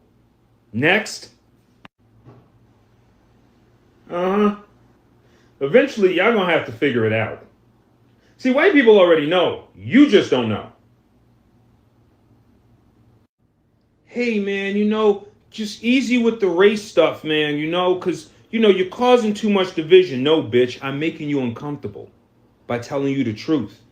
Because once you digest that shit and it go down the pipe, you can't be on your lame bullshit no more. It's over. Read. George Washington.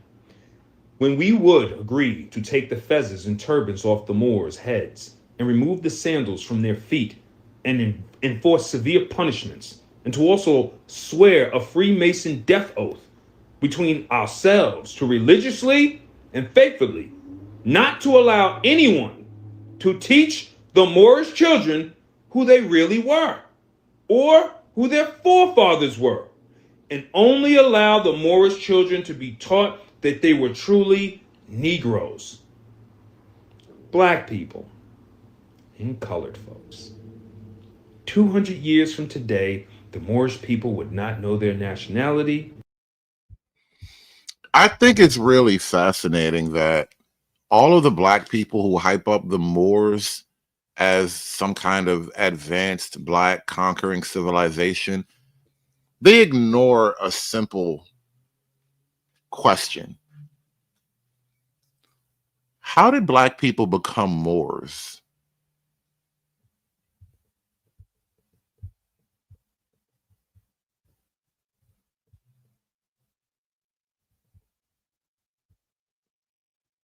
Real question. Like, we weren't born Moors. We didn't wake up in Africa like, we're black and Moors. Like, it happened one day. Like, how did black people become Moors? Like, what happened that made black people just become the Moors? Like, how did that happen? Did we just wake up in Africa and just decide we wanted more? And we just said, that's what we'll become. We're going to become more because that's what we want. Like, how did black people become Moors? Nor their national name of their forefathers.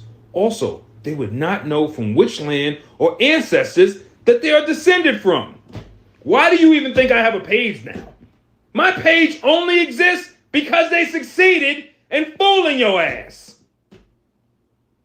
Now you're here because I'm giving you all the pieces back that they took.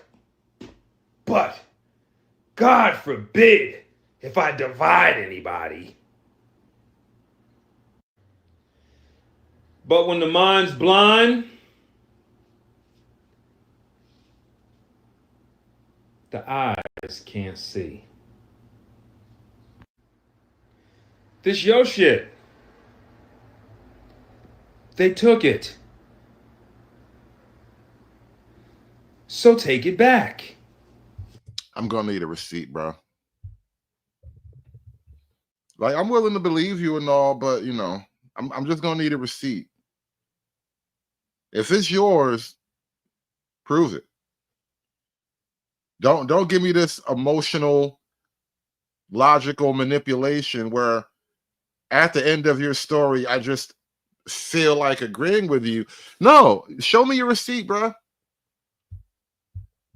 How did they just take your marble floors? That's crazy that they just took your marble floors, though. They stole your pyramid and your marble floors. That's crazy. Anyway, come on. We're getting deeper into the black intellectual talks now. Let me see. Let me just do a quick check. I think all we got left are the smart blacks. Yeah. Shout out to the smart niggas, man. Y'all, you smart niggas, y'all really make my day, man. Hit that like button. Drop a dime in the chat for a smart nigga, man. Drop a dime in the chat for a smart nigga, man. The smart niggas make this whole thing possible, man. Who gets to be black? It's a good question, and I got an answer for it. Every damn one of us. The loud ones, the quiet ones, the colder ones, the country ones, the soft boys, the angry girls, the ones who left, the ones who stayed. If the womb knew our name, then so does freedom. The question was never ours. Who gets to be black is a colonizer question. It's a plantation question. It's a trauma math question designed to keep us splitting while they keep taking. Here's the real question. Who told us we had to earn our own reflection? Because if survival had a rhythm, blackness was the drum, and if joy had a shape, blackness was the curve of the smile we weren't supposed to keep. Blackness is not a performance. That's what I'm trying to get by. That's what I'm trying to get by. It's not a performance. You can't determine a certain type of etiquette to it. It's a blood memory. Blackness is not a tone. I'm pretty sure just a couple of weeks ago, this same guy went viral and they were calling him the Goon King. Or something like that. He made the black gooning list. Like he really had a list of all the best black adult celebrities and rated them and gave ESPN style commentary about why they are the best in the game. I'm pretty sure it was this guy. This guy, he was the master gooner. I'm telling you. This guy just a couple of weeks ago, he went viral for putting out the greatest hits of black goon professionals. I couldn't believe what I was looking at. I'm like, bro really in his house robe talking about Cherokee in her prime versus Jada Stevens in her prime, how they gave top-notch performances, how they played through the injuries, how you could tell on their face when they were playing through the pain. Like he was really giving an ESPN level goon analysis of the best goon professionals.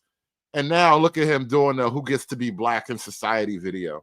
The nigga versatile. I give him that. The nigga versatile. Dialect, not a geography. It's not trauma tallies. Blackness is a frequency, and if you vibrate on it, then you don't need permission to be whole. See, here's the thing. The one who doesn't know all the names, still black. The one who grew up in Montana, raised by white folks, but still cried the first time they heard gospel, still black. The one who got called white for reading too much, still black. The black trans girl in a silk bonnet walking through Alabama right now, still black. See, here's the thing. If your skin caught the heat, but never the language, if your soul remembered the drum no one gave you, if your ache has a rhythm only we know you're in. See, here's the thing.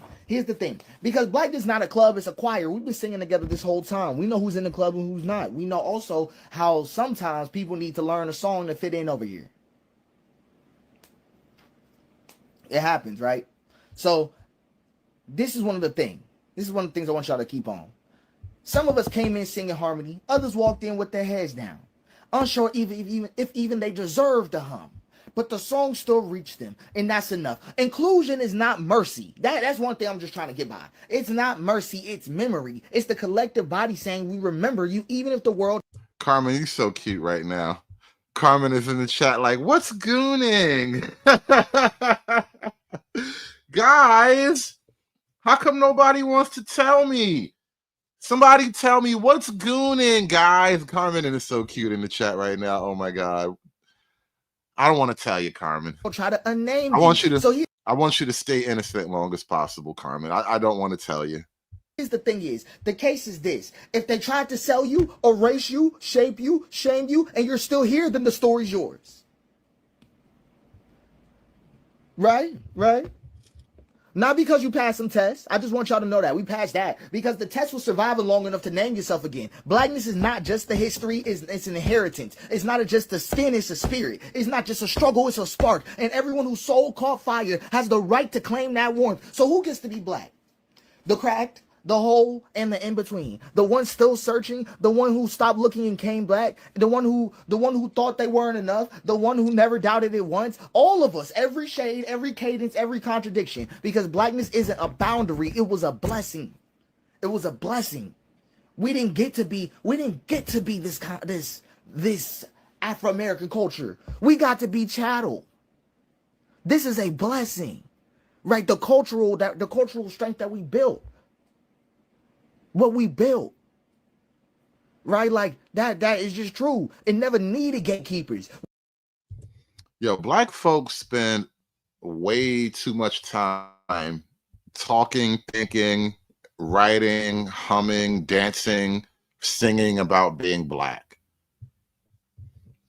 It's so weird that if you would ask most black people what their favorite thing to do is, I bet you a lot of them, they would tell you being black. That's just what I be doing, you know? It's keeping it real and being black, you know? Real nigga shit. Like, niggas really put a lot of mental energy into, like, being black. We needed witnesses. We needed witnesses. So, I say all this to say this. If you came here looking for your prescriptive answer to this question, it's not going to get answered. But if you know that it's that the spirit that I'm speaking to, then you'll exactly know whether or not you fell in line.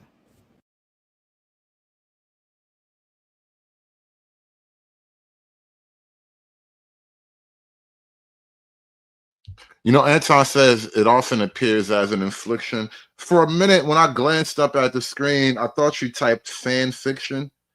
And blackness has its own weird fan fiction. I realized that.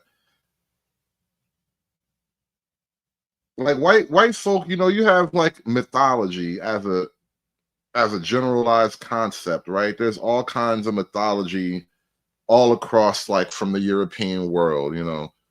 There's Russian steppe mythology, there's Balkan stuff, you know, Celtic, Nordic, right? Teutonic, all kinds of stuff, Norse, all the Odin, all that stuff. We got all these different mythologies.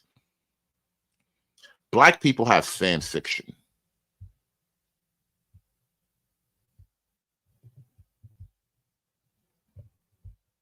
It's not really a mythology, but we write stories to make ourselves feel better about being black. Because apparently there's a lot within blackness that would make you feel a type of way. And you have to, like, write stories to make yourself not think about the ugly stuff. Like this right here. This is some of the ugly stuff that, you know, it makes it hard to, you know, be black.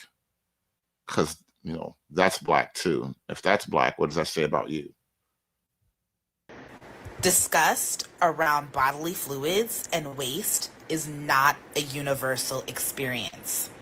This is what I mean when I say that Americans center your own worldview and think that your worldview is the absolute one. There is a Ugandan woman on this platform on TikTok that makes a lot of videos of how she uses cow manure in order to repair baskets and to also repair the floor of her home. And she touches the cow manure with her bare hands to smear it on the floor, to smear it on her baskets. When Haitian people, my people, built the citadel, the fort that they used to protect themselves after chasing away and fighting away the French, they used the manure of animals like goats in order to build the citadel. In many cultures, They made a doo-doo castle. They made a doo-doo castle. This is why I stand by everything I said when we found out about Springfield, Ohio. All right. That was some of my best live streaming. We had a whole Black Civil War. It was Black Americans versus the Haitians. We had a whole Black Civil War up here because y'all niggas was in Springfield, Ohio doing way too much, all right? And I stand by that shit. I feel like I lost a subscriber over that, man. Shout out to Rebel Zoe. He was up here repping his set. And I'm glad we didn't know then that you niggas built a doo-doo castle. Like, the first thing you niggas did after defeating the white man was build a doo-doo castle, bro. Oh, man, you lucky this shit didn't come up during Haitian cat season, bro. You lucky this was not floating around during Haitian cat season. Because you niggas is not coming to America building your doo-doo castles, bro. That's one thing that's just not happening. Trump is in office. We defunding DEI, and we're not building doo-doo castles, bro. And we got to write a law. If you got to make it in executive order, then so be it. But you niggas is not building your doo-doo castles here in America, bro. You got to keep that down there in your Haitian citadel, in your shitadel. They built an actual shitadel. After the fort that they hands to smear it on the floor, to smear it on her baskets. When Haitian people, my people, built the citadel, the fort. They built a shitadel. I had no idea this was even like, I didn't realize doo-doo had like structural capabilities. I would have never, shout out to the Haitian mind. You use what you got to get what you want. Maybe there weren't any trees in Haiti. Even back then, maybe they had no trees. The white man ate all the trees. And they were like, you know what? We're not going to let this stop us. We build a shitadel. Dun, dun, dun. Her bare hands to smear it on the floor, to smear it on her baskets. When Haitian people, my people, built the citadel, the fort that they used to protect themselves after chasing away and fighting away the French, they used the manure of animals like goats in order to build the citadel. In many cultures, blood is used in ritual sacrifices. Blood is used as oftentimes adornment. In certain African indigenous groups, I don't remember it at the top of my head, but they actually wash themselves with the urine of cows because it's a natural repellent for certain insects. Whew. That was rough. Shout out to Lasers with the $2 super chat. Thank y'all for coming through today. Hit that like button. Like I said, we are getting into the intellectual portion here. Oh, this one's kind of long. Well, let's see. Let's see what this one's about. She's not bad looking, but I know she's crazy though. So now you want to talk statistics. Now you want to pull the pie charts, the bar graphs, and crime rates like they aren't cooked in your kitchen, stirred with your spoon, and served. Hey, Uncut Underground, man. You letting your racism show, bro. All right? I expect that type of commentary from a handful of my white audience members, but not from you, Uncut. At 2, Uncut? Really? At 2? Damn, son. On your terms. Let me ask you something. How convenient is it to claim that black people commit the most crimes when you're the one who designed the crime scene? Now I get it. You were raised on a steady diet of cops and robbers where the black man was always the villain and then the white man had the badge and was always the hero. You were actually spoon-fed on propaganda through school books, news feeds, and Netflix narrative. So let me walk you like a dog on this very slowly. I'm not here to shame your ignorance. I'm here to expose the system that trained it. Isn't it funny how people who own the prison... I told you she cute, but she crazy though. Look at her face.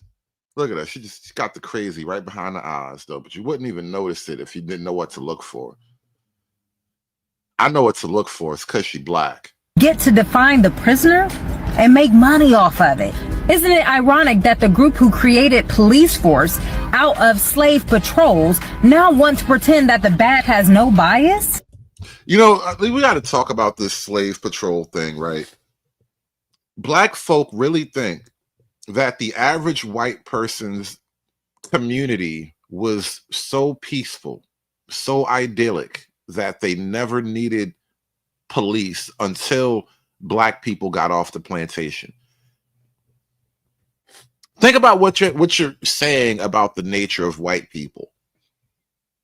It is to imagine white people collectively lived in different iterations of the Shire, right? Like every white community throughout all of time, everywhere in the world was something like the Shire, and they never needed any type of law enforcement from the king, from the duke, from the queen, from no one was, setting the order of anything. There was nobody to catch criminals, nobody to stop scams, nobody who was to oversee anything, right? Because white people lived, they were like high elves. That's really how black people conceive of white people, right?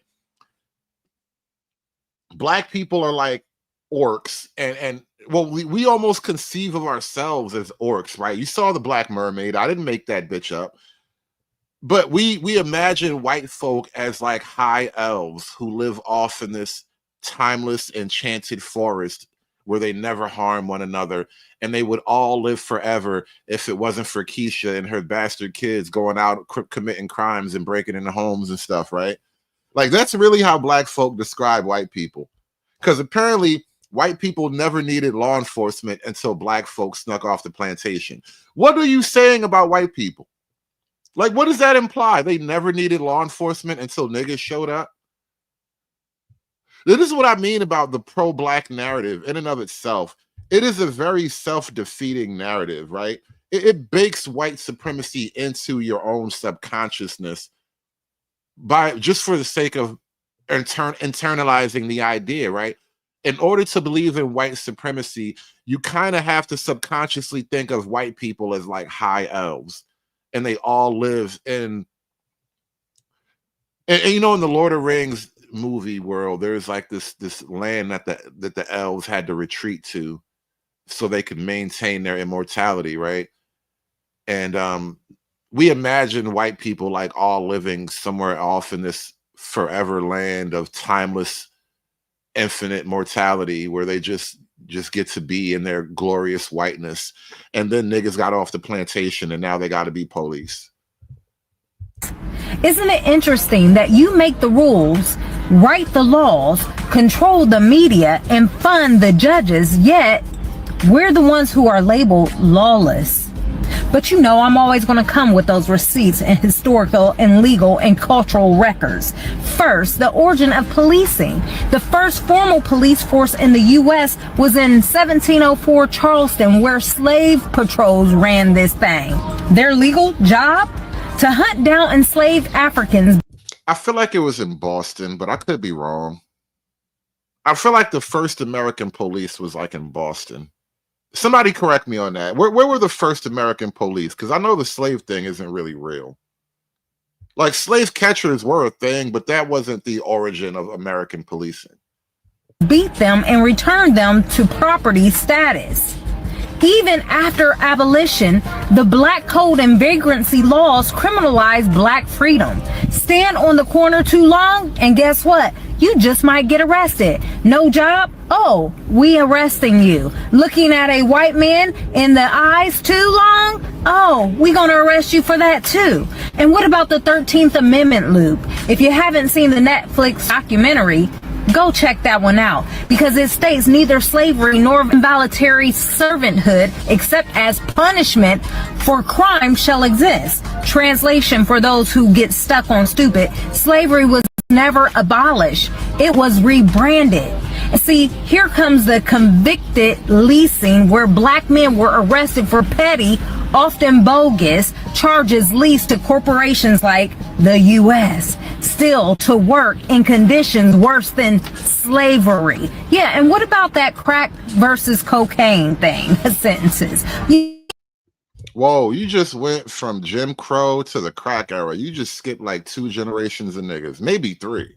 Yeah, did you know in 1986 Anti-Drug Abuse Act, 5 grams of crack equals same sentence as 500 grams of powder cocaine, which is the higher purity?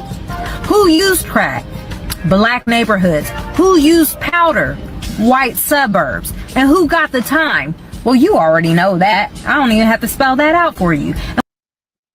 I feel like if you try to like actually date this type of woman, she's gonna spend a lot of time trying to convince you to hate white people as much as she does.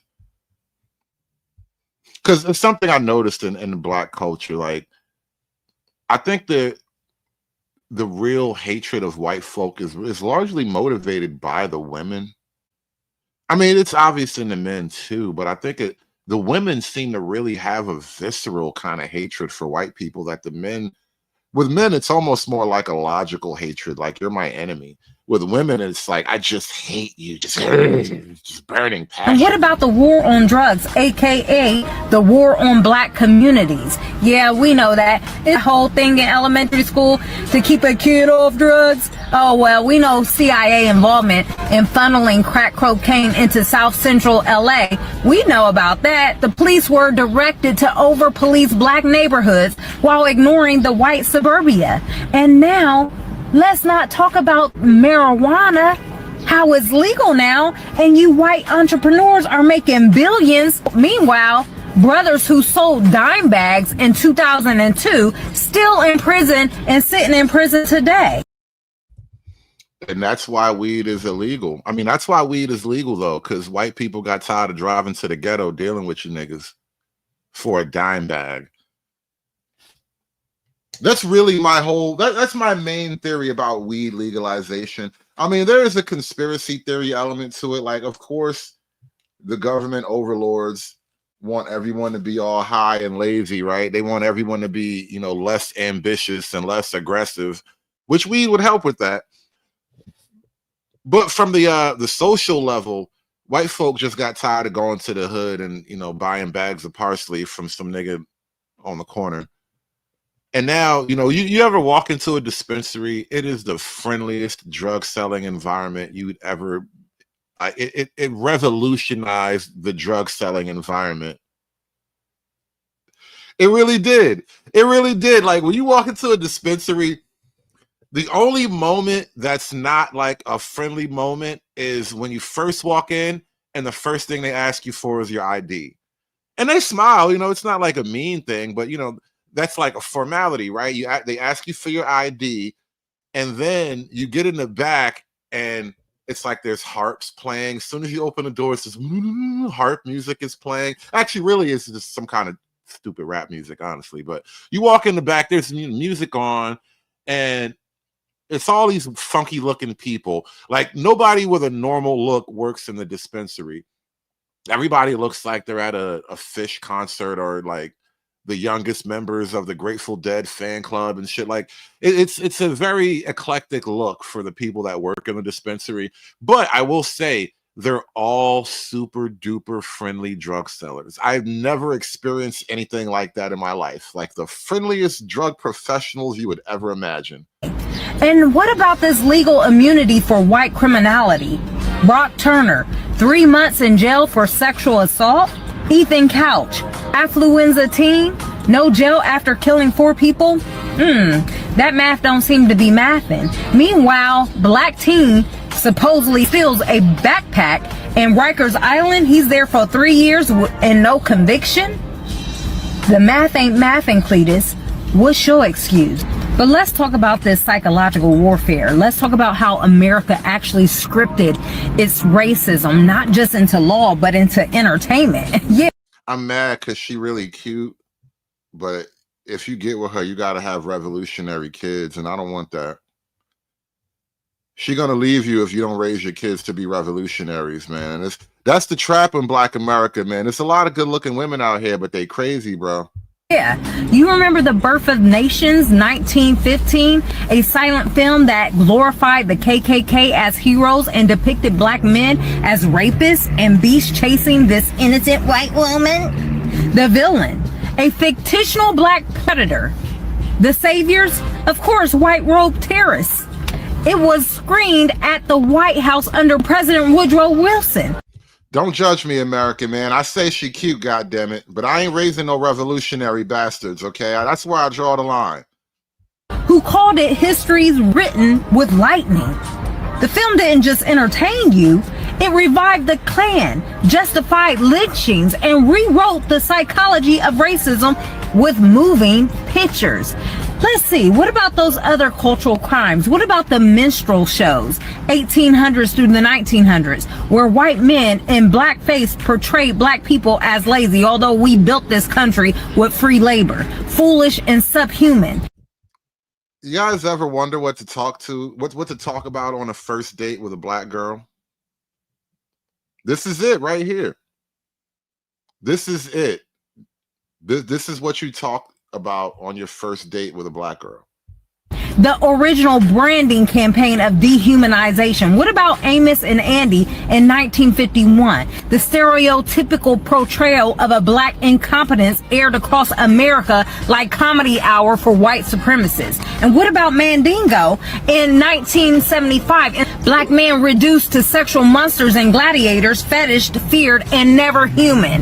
And what about the Song of the South in Are you really gonna just list off all of the oppressions? Is this really just a list of all the oppressions? 1946 Disney, slavery reimagined as happy sing-along plantation propaganda for the whole family to view. All right, I guess you have amnesia and forgot that. And what about today? News headlines turn black victims into suspects and white terrorists into loners with a hard life. And let me be very clear, just in case you aren't getting it, you don't just own the courtroom, you own the camera. Y'all think she moist right now? She just listed off all the oppressions. I feel like she just moistened up a little bit. Girls love oppression. They just don't like to admit it. That's why she's fascinated by it. And when you write the script, you control the sympathy. You criminalize us in the courtroom and then re-imprison us in Hollywood. And let me tell y'all this. Y'all framed, falsely imprisoned, and you forgot about us. Oh, and before you get too cozy, quoting crime statistics, let's not forget the thousands of black men sitting in prison right now for crimes they didn't even commit. I bet you she would have the most enthusiastic slave sex with a white guy. If a decent looking white guy presented himself, she would have the most oppression oriented, slavery themed sexcapade. She would throw it back in time on him. Like, she would throw that ass in a circle until she reversed the hands of time. I'm telling you. Go right back to the plantation. Gonna wake up in a cotton field after that shit. Let's talk about police who've been caught planting drugs, planting weapons, and fabricating witness testimonies and statements. Corrupt prosecutors who buried evidence, even when it meant a man lost decades of his life. Y'all didn't care about that right then, did you? No, you let it happen. And judges who looked the other way because closing a case mattered more than finding the truth. What about the Innocent Project? Reports that over 60% of DNA exonerations in the U.S. are black men. Make that make sense, Cletus. And yet, your beloved government, your sacred system, has passed laws in many states to block access to DNA testing after convention. Now let that sink in for you. They would rather leave an innocent man to rot than to admit the system is wrong and broke. So tell me again, who's the real criminal? The man sitting in the cell or the one who put him there in the first place knowing he didn't do it? It's the guy sitting in the cell. We have body cam. We have security cam. We have nigga cam. We have so much footage. There are very few people nowadays getting arrested for things they didn't do. And even then, the amount of people getting arrested for things they absolutely didn't do is actually like 1 to 5%, maybe.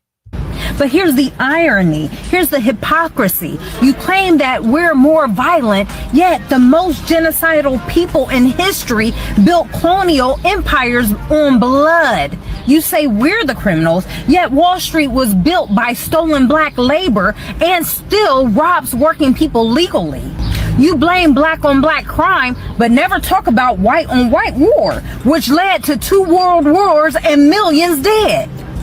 You act like statistics. You know what's crazy? Black folk really think it's a flex to compare black behavior in civilian life to white behavior during wartime? Again, nobody really gets the irony of such a comparison. Why is your normal day-to-day life only comparable to white people at the peak of conflict? Like all the black folk who put that out there, like white people created world wars, and you guys talk about black crime. It's like, well, yeah, but you realize when they're not actually fighting a war, they, have nice neighborhoods. You can leave your bike on the lawn all night long. For some reason, the black neighborhood, it's wartime and peacetime. It's a really weird comparison. Like, why do you think comparing the black neighborhood or the black community and civilian life to white people waging war? Why do you think that is a flex? Why is your civilian life comparable to wartime? And not just any wartime, but like the peak of mechanized warfare. Like white people revolutionized warfare. Have you seen tribal warfare before? It's not pretty. It's not cute. It's almost funny. Like even in the movie Shaka Zulu, right? One of the things that made Shaka like the man is he realized how soft y'all tribal warfare was up until that point. At least that's the movie version of it. I don't really know the real version, but in the movie Shaka Zulu, he saw that their warfare was essentially a pageant of arms and displays, right? And Shaka was like, this spirit is supposed to kill a man. How come I'm not killing people? I want to kill a people. And then he advanced the art of killing. And the Zulus went on to be the most masterful killers of their era until they ran into the white man. But that's kind of the thing, though. They ran into the white man, and he like, oh, that's what warfare is about. It's not just guys with sharp sticks running at each other. There's a little bit of art to it. There's a little bit of science to it as well. And it's just weird to compare the black people's regular, normal civilian life to a state of white people in war. Like, how come you don't compare it to white people in civilian life? Aren't skewed, but you wrote the test. You gave no pencils and still said we failed. But I'm not going to stop there. I want to reframe this identity from victim to victor. See, let's be clear. We're not criminals. No, we aren't. We are survivors of century-long psychological, economical, and legal assault. And our communities have been under siege, not because we're broke.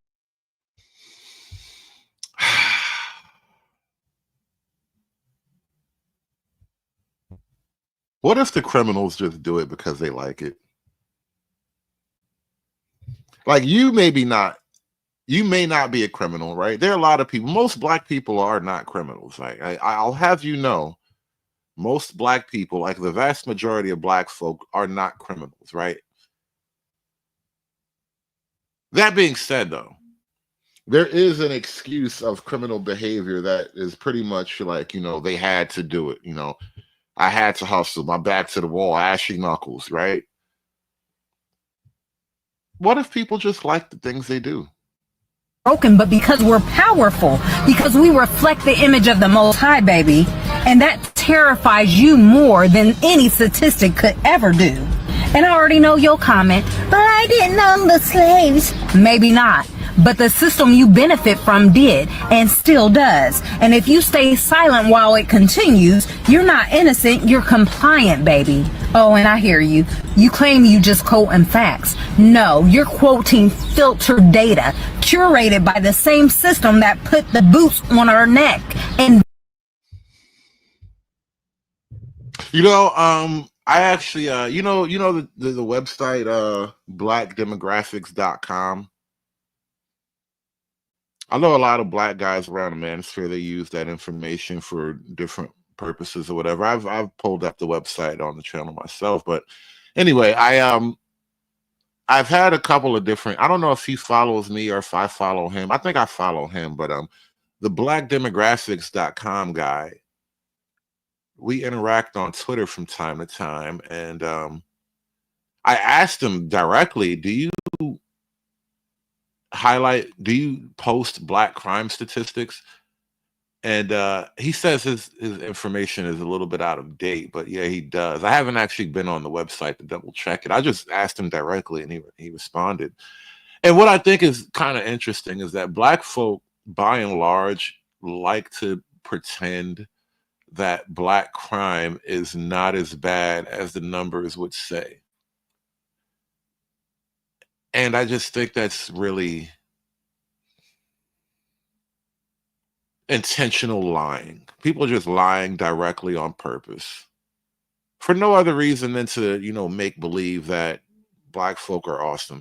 And the thing is, you can tell not only that black crime is higher in black communities by just ancillary evidence, but black folk are tolerant of crime and criminality in a way that just doesn't really work in like suburbia.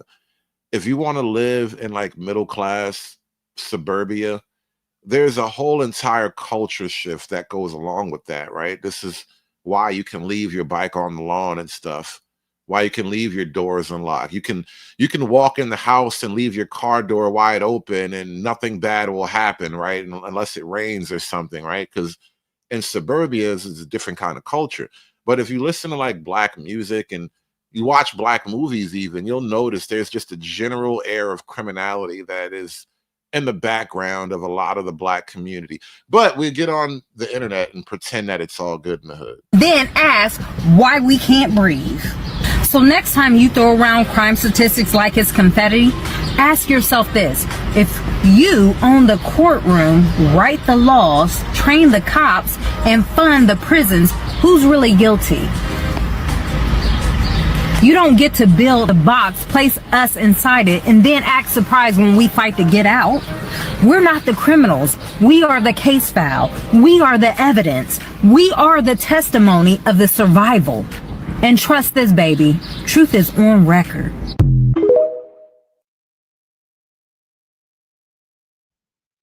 Truth. Truff. Truth. Got another beautiful black queen for you. Here's a list of words to help you decolonize your summer. A list of words to help you decolonize your summer. Here's a list of words to help you decolonize your summer. You got some really strong features, baby. And like with anything, our vocabulary evolves. It isn't about being woke. It's about elevating your vernacular to fit the times and the paradigm that we're in. So welcome. First, stop saying picnic.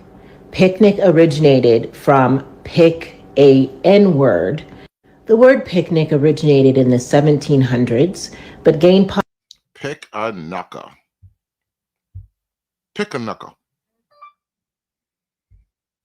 Dad, what we're gonna do today? We're gonna pick a nickel. Really? Yay. popularity once people enjoyed lynching Black people and spreading a nice charcuterie board along the trees as people were being lynched. You know, pickanicka and charcuterie are like two of my favorite things to put together. Have you ever had pickanicka and charcuterie? Nah, you niggas not really refined like that. You niggas not elite like that. You never had pickanicka and charcuterie. There's elite whiteness right there. Instead of using the word picnic, why don't you use barbecue, outing? You can use outdoor excursion, gathering, rendezvous, what have you. Make it up. Rendezvous is just another white man word. Why we can't make up a Black word for barbecue? Like meat fire. We're going to have us a meat fire, y'all. Now, that sounds white, too. That sounds like country white people, meat fire. I don't know. You're using all these white man's terms, though. Try harder. Just know that every time you use that word, you are perpetuating the history of lynching. Art. Oftentimes, folk art is ethnic ambiguous art. And fine art is European, oftentimes generated by Caucasians. So just keep that in mind when you are observing a beautiful piece of artwork. Is it just me, or does she have an unnatural amount of forehead? Because my math might be a little shady, but I'm detecting at least a 7 head, like 4, 5, 6, 7 max. All right, 7 max. But I'm seeing a lot more forehead than I'm accustomed to seeing, and I'm wondering why.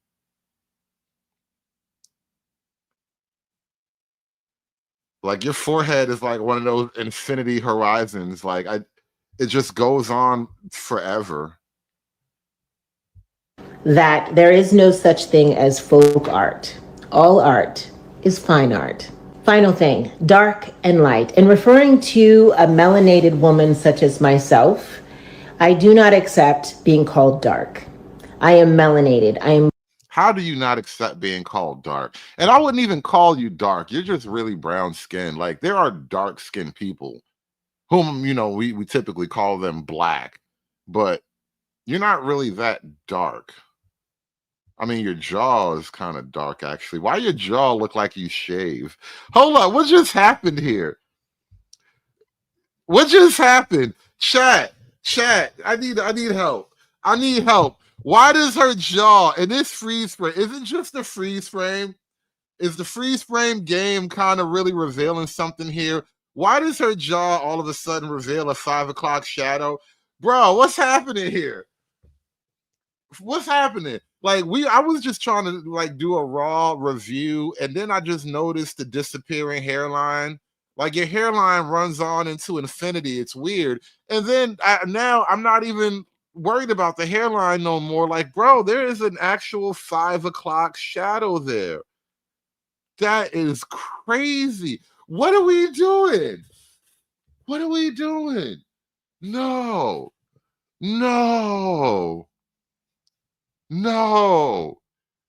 Adam's apple too. Please don't be an Adam. See, man, listen, man. You know, shout out to the minister. Minister Jap, it was probably a year or two ago. Minister Jap did this video. He came up with this phrase that I will never forget. Transmasculine energy. Yeah, this definitely turned into something else. I can't help it. I follow the bouncing ball, and this definitely turned into something else. Transmasculine energy. Whoa, why do you have like weird man jaw? All of a sudden, you just turned into this nigga named Larry. Nah, kid, that's crazy. Why your jaw got its own hairline?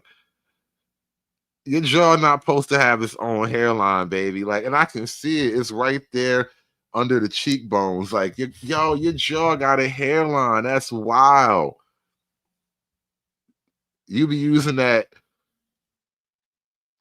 up close shaver. You don't use a straight razor. I bet you gotta use a mechanical razor because you know we black. You get the hair bumps and shit too. You get that good close shave though. You get that real that baby skin shave. Damn, son, that's wicked. That's black magic. Richly hued. I am. Got the nerve to say I'm richly hued. Nah, kid. Nah, kid. I don't have a beard. My facial hair is irritating. I always shape up. I have a goatee. I can't do a lot of facial hair. I'm not richly hued like this woman. Referring to a melanated woman such as myself, I do not accept being called dark. I am melanated. I am richly hued. I am dripping with melanation. That is how you should refer to those with melanation. Do not use dark and light, fair and dark. Is in reference to, obviously, Caucasian skin and automatically presumed good. And dark is presumed bad. You see this in a lot of Disney movies. The villain is often of more melanated hue. Time to move away from this colorism blind spot of referring to Black people as dark. Yo, shout out to Keeper 100 in the chat. He said, these women are too confident for me. I don't know why, but that just reminded me of a Corey Holcomb joke back in the day when Corey used to do a lot of stand-up. I remember he was talking about it's funny too, because I like when you think about it and it's like extreme, it's hilarious. But Corey said, you know, I can't really do nothing with a good woman. Like, what I'm gonna do with a good woman? Like, how we gonna have a productive relationship and you over here with hopes and dreams and shit? You gonna fuck up everything I'm trying to do. Like, this not gonna work. Like, for some reason, what you just said took me right to that place. Like, she just gonna mess up everything you trying to do. Like, you over here trying to have a stable, happy relationship, and she got plans. And as light. This has a connotation of good and bad. We are melanated. We are hued, richly pigmented people. Dark. There is no such thing as dark humor. There is humor that is more opaque and humor that is more transparent, has levity. This is just an exercise. You can't even say dark humor no more? Wait a minute. She's so Black, I can't even say dark humor?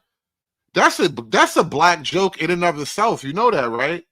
Like, you so Black, I can't even say dark humor around you because you're going to get offended. There is no such thing as dark humor. There is humor that is more opaque. And how about white humor? Can I tell white humor? Black people don't like white humor. It's too dry. Black people like more pie in the face type of comedy. They don't really like that dry, high-minded Seinfeld kind of comedy. Humor that is more transparent, has levity. This is just an exercise of evolving and maturing your vocabulary. We oftentimes think that just because we grew up saying a word or doing a certain thing, habituating ourselves to certain language, that it is okay. But once we begin to pull the thread of the history, the etymology of the word, we understand that that word does not resonate with who we're becoming. Who are you becoming? Someone who is knowledgeable, someone who is present to what is happening today and locked into the paradigm, or someone who is still operating from your 8th grade brain? Who are y'all becoming? Are you becoming better? Because if you want to be in a relationship with these type of women, you have to always be becoming better Black people. Always be becoming better. That's the only way to be with a Black woman. American and white and human become synonyms. That why can't we just treat each other as human beings? To me, when I hear it from a white person, it means why can't we all just pretend to be white people? I'll pretend you're a white person, and then you can pretend to be white. Why don't you eat what I eat? Why don't you?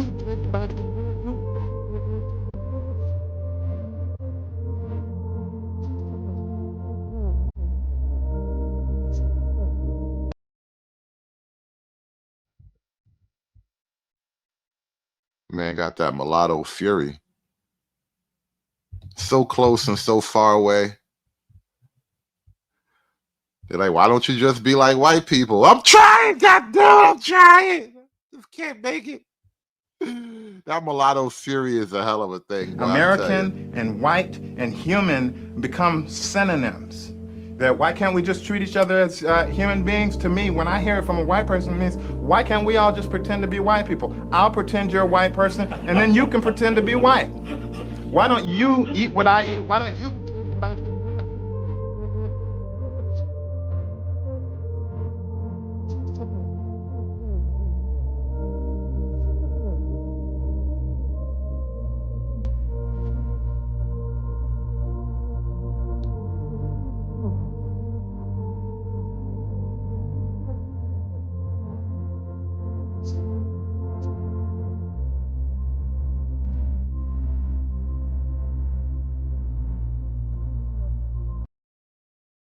Hey, shout out to Big Time with the $2 super chat. He says, tell her to shut up, shut her yap, and make a sandwich. Big Time, would you rather have the sassy black woman or the angry mulatto here?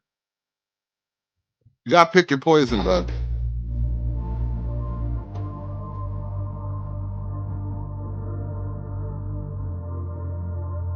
You think that, hey, if Why do black people really believe that white people can't survive without black people? Like, what does that even mean anyway? Like, without white people, I mean, without black people, you think white people would go back to like the industrial age or something? Would they go back to like horses and buggies?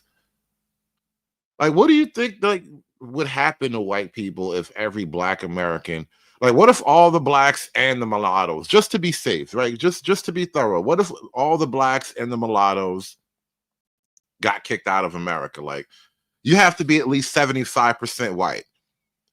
If one of your parents is more than half white, you can't stay here, right? What if they initiated a policy like that? Do you really think the white people left in America would just like wither away and die? I don't understand this whole like you guys won't make it without us. Like the other dude earlier, like we should just pack all our stuff up and go back to Africa, and the next Sunday the white man gonna be calling us, begging us to come back. Why do you think that? What are you offering to the world that makes you so indispensable? and let this hair and let this way that I talk, and then I think and I feel.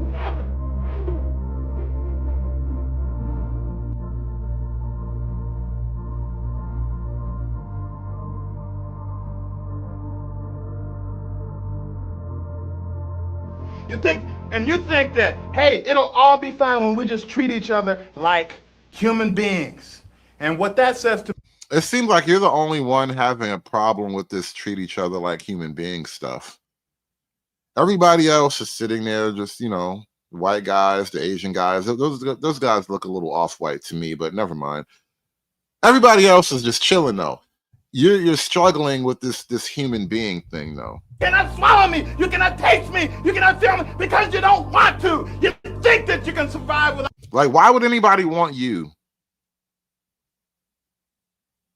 Do you even want you? Like, if you had to build a house and you saw you in this moment right now, would you be like, hey, I need that guy on my team? Hey, get out of there, Webster. Get out of there. That nigga has never been swallowed up.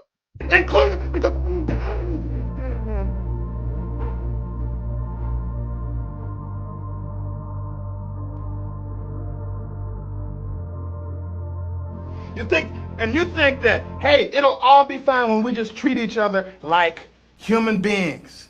And what that says to me is, don't be yourself. Be like me. Keep me comfortable. Connect where I'm ready to. But what if you're a goon? Like, you just spent the first minute of this clip having, you know, mulatto goon rage, and now it's like, well, you just don't like me for me.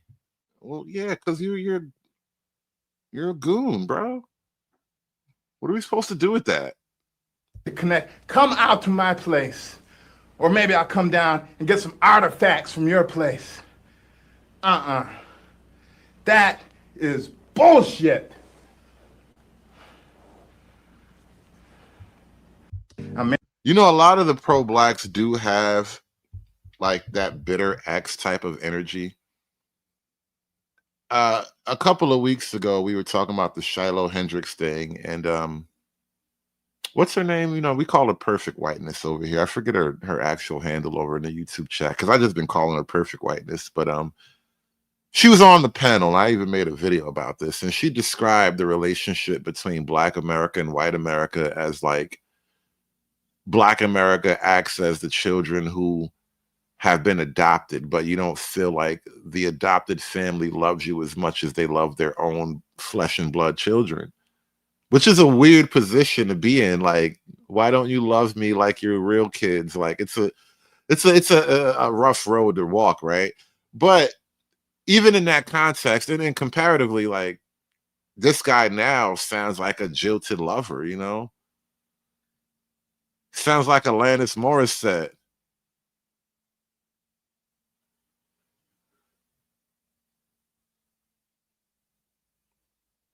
And you ought to know. Like, he just wants white America to know how much pain he feels now that you're not banging him no more. Like, it's a very weird energy that comes from a lot of these pro-blacks. This is why I from an intellectual level, I have an almost burning hatred for pro-blackness, because when you think about it, there's really not much there to latch onto. Like, let's jump to our new favorite fat intellectual. This nigga's going viral lately. I understand that accountability just a word. It can be a trigger word for some people, right? Some people grew up in like hostile environments, especially like they might have had like helicopter parents or very overbearing or very strict parents, so they had to be hyper vigilant in their childhood, and whether that be that they were always accused of doing something, right? Your parents questioning you and you always on the defense, like, so you take that word and it may trigger something about being in trouble, like you feel like you're in trouble, right? And a child, when they're in trouble, either one lies, which we've seen a lot of lying going on, or two tries to pass the buck, and we see a lot of that going on. I'm talking to men, and men are saying, well, what about women? I'm talking to men. I'm a man. We men. If W.E.B. the boys, who gonna be the girls? I like what you did there, brother. These are the smart black niggas, y'all. Talking to men. I'm a man. We men. If W.E.B. the boys, who gonna be the girls? What does that even mean?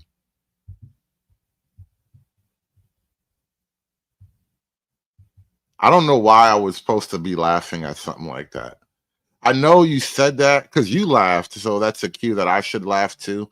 I know I'm not autistic. I understand that much about human behavior, but I don't see the funny, bro. If W.E.B. the boys, who gonna be the girls? Like, what does that mean? If W.E.B. the boy, who gonna be the what, huh? I don't even want to repeat it out loud because it almost feels like a gay joke even. But like, why do you, what the fuck do you mean? If W.E.B. the boys, who gonna be the girls? I like what you did there, brother. I stole that from a girl on Twitter. That shit was so funny. If W.E.B. the boys, right? We be the boys. Like, even Carmen, this is what I mean about our intellectuals, right? They're so smart, they're dumb. If W.E.B. the boys, who gonna be the girls? We be the boys. Like, you figured it out. It's not even like a Rubik's Cube that you had to untangle with 1,000 twists and turns, right? It's really simple. We be the boys. That's it. We be the boys, they be the girls. Why is it that such a hard thing for him to understand? But anyway, these the smart niggas. You know what I mean? But it could be a trigger. You grow up in these hostile environments or with these overbearing parents, and anytime there's an accusation, it'll put you on 10. You have to find a way out. You always playing the defense. And I just want you to know that this isn't one of those times. But I know that as we get into anti-intellectualism and we get into a place where people let their ideologies lead the way and just turn their brain off to everything. So let's make this a simple analogy. Okay. Me and you, we riding in the car. Road rage incident happened just out the blue. I hop out, gun a nigga down. If you don't come forward and say, yo, I was with this nigga, he wilded out, he killed somebody, it shouldn't have nothing to do with me. I'm just letting y'all know this is his name, this is information. You snitch, right? Right. But you take the onus off of you because you didn't do anything to create this situation, but you are doing something to rectify the situation, right? Right. To bring forth justice because he tripped out and he killed somebody. That is you taking accountability for yourself. You're not taking accountability for his action because you don't need to be accountable if you did something to rectify the situation. Now, if you say nothing. Hey, you know what's funny? I did not know that about Du Bois. W.E.B. Du Bois. That's crazy, American man. You just filled in a blank. Didn't I say it kind of sounded like weirdly like a gay joke? American Man says Du Bois is a homosexual. That's the reference he's attempting to make. I didn't know that, but I felt like he was trying to lead me down a gay path. You know, something I said, that was my first comment. It was like, you know, it kind of feels like a gay. There's something about it feels gay. I didn't know exactly what, but yeah. You become an accessory to murder, and now you are accountable for his actions because you didn't do anything. Right. If you in the car with a nigga and they jump out and blick somebody down and you don't come forth to the police, you will be held accountable for his actions because you were there and you didn't do anything about it. Facts. So now from this, Yeah. they're gonna miss that. Of course. They're gonna miss that. Of And what course. are they gonna say? You snitch. You're a snitch. Yeah. You know that's coming. You would rather be an accessory to murder. You rather do 25 to life. 25 to life. But some shit that have nothing to do with you. Because you wanted to ride from work and the nigga killed the nigga. Imagine that. I don't even know what they was laughing about. The black so-called intellectual class is like on a planet all by themselves. I don't care if it's getting lost on you. I don't care about being called. I don't care. Simp, panderer, don't matter. Accountability in 5. Here's the thing. Doctors, lawyers, politicians, entrepreneurs, young academics, educators, astrophysicists, media personalities, they all support the Grits and Eggs podcast. So I don't care what the dark serpent Osiris son, the god.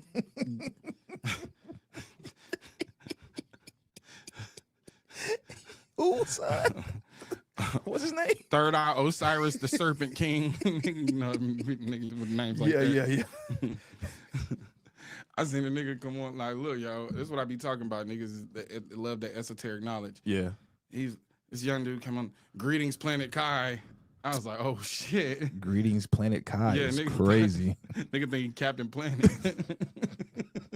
Captain Planet. He trying to get together the elements. Greetings, Planet Kai.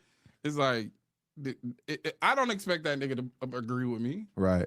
Because they're leaning into like esoteric knowledge and cult behavior. It's funny, he's actually talking about like, you know, left-leaning black culture still. That's the matriarchy. Cults need a leader, and 9 out of 10, that leader for some reason needs to sleep with everybody. Greetings, Planet Kai. Yes, nigga.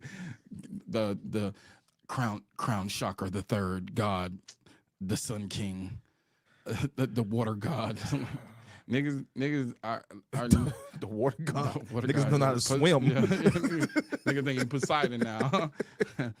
I think the thing is this. I have some empathy towards the red pill community. But I have a question for the red pill community too. Where are your scholars?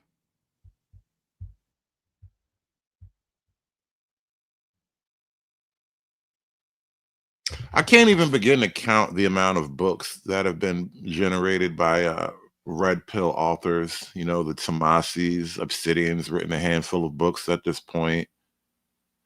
And then those are just books. But then we have, you know, the Thomas Curry's, who's a little bit more like in the pro-black camp, but still he's written man-centric stuff, so you know, might just fall into the red pill category. Then you have like Tia San Johnson, like definitely have red pill thinkers, and I'm not sure what would satisfy his definition of intellectual, but you know, I clearly don't really respect his intellectualism either, so we'll leave that in the air. Because there's never been an articulation about what they disagree with. It's just that I don't agree. I don't have to be accountable for other men's actions. We'll get to that in a second. Anyway, he is really just one element of black intellectualism, and he's really he's surface level, right? He's not a deep thinker. He's a fat funny nigga, and that's cool. That's a lane unto itself, right? Fat funny nigga is a whole human archetype that crosses like racial and economic boundaries. At every level and every group of human existence, there's a fat funny nigga. So nothing really spectacular about him. My guy right here, though, this nigga smart. This nigga went to college and did well. Have you ever thought about how we came to associate the beep of a dying fire alarm with being broke? My name is Drew. I'm a sociologist, and sociology is the study of society and human behavior in social contexts, which is... Yes. Black people fire alarm beep explained from Drew, the gay sociologist. Have you ever thought about how we came to associate the beep of a dying fire alarm with being broke? My name is Drew. I'm a sociologist, and sociology is the study of society and human behavior in social contexts, which is obviously an extraordinarily broad area of inquiry and by extension a very broad discipline. And so a lot of sociologists choose to concentrate their focuses on really specific topics. One of my 5 major focuses is the biopsychosocial axis, or somatics, and it's exactly what it sounds like. The bio is how we experience our bodies and what goes on in there, what's going on with our heart and our nervous systems. The psycho is how we experience our minds and also how the brain interacts with our bodies. So that's how things fire, where neurotransmitters come in. And the social is how our lived experiences are, at least in part, the responsibility of someone else and vice versa. And today I want to talk about the prefrontal cortex. Now, in order... I don't know what he was talking about, but all of that somehow led us to the prefrontal cortex. And we're talking about smoke detectors, mind you. This whole thing is about black people. Well, not black people necessarily, but obviously. In order to identify the relationship between beeping fire alarms, being broke, and the prefrontal cortex, we need to understand what the prefrontal cortex is. And I think the easiest way to describe it is the part of the brain that evolved to make all of the stimuli that you're receiving as you go through life into something cohesive. It shows you which stimuli to respond to, which stimuli to ignore. It's how sometimes people can multitask or split their attention between multiple things. But the prefrontal cortex also has a role in governing executive function. And executive function is many things, but I mostly identify it as the ability to identify, initiate, follow through on, and complete a task, as well as behave in ways that are socially reconcilable and handle your emotions. So using the dying fire alarm as the example, you hear the beep, you register what that means. It means that the batteries are dying. You get a stool, you put the stool against the wall, you climb up on the stool, you twist the fire alarm, and you take it down from off the wall. Why don't black people engage in any level of this series of activities at a noticeable rate? Or actually they refuse to engage in this level of activities at such a rate that it has become noticeable? But I mostly identify it as the ability to identify, initiate, follow through on, and complete a task, as well as behave in ways that are socially reconcilable and handle your emotions. So using the dying fire alarm as the example, you hear the beep, you register what that means. It means that the batteries are dying. You get a stool, you put the stool against the wall, you climb up on the stool, you twist the fire alarm, and you take it down from off the wall. You inspect it, you see what kind of batteries it needs. You go to your drawer to see if you have those batteries. If you don't have those batteries, you make a point to go to the store that day, you go and get the batteries, you come in, you swap them out, you climb back up on the stool, you put it on the wall, you twist it in, and there you've done it, you've replaced your fire alarm. Or perhaps you live in an apartment and you don't have the money to buy the batteries, so you contact your landlord and you tell them, hey, I need you to switch out the batteries on my fire alarm. Either way, you've identified a task, you've initiated the task, you followed through on the task, and you have completed the task. That is what's supposed to happen when your prefrontal cortex is functioning exactly as it is supposed to, completely unaccosted, and everything's fine.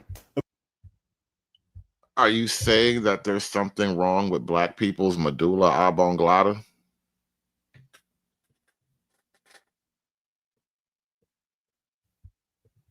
That's the prefrontal cortex, right? Okay, so now that we have an understanding of how a functional prefrontal cortex is supposed to operate, we can start to explore this idea of what a dysfunctional or dysregulated prefrontal cortex is supposed to look like. And one of the most common circumstances in which we can identify a dysregulated prefrontal cortex, and by extension an inhibited capacity for executive functioning, Are you really trying to say that black people's brains are broken in such a way that they can't recognize what to do at the sound of a smoke detector beep? We have some type of prefrontal cortex trauma? Is in people with an ADHD diagnosis. ADHD is characterized by a lot of things, but chief among them, because you have a dysregulated prefrontal cortex, it is the inability to properly manage your emotions, to respond to stimuli tactfully, and also the ability to identify, initiate, follow through on, and complete tasks. This is why kids who have ADHD before they're diagnosed are often identified as being disobedient or never turning in homework. So black folk have like higher rates of ADHD, and that's why you hear the smoke detector beeping.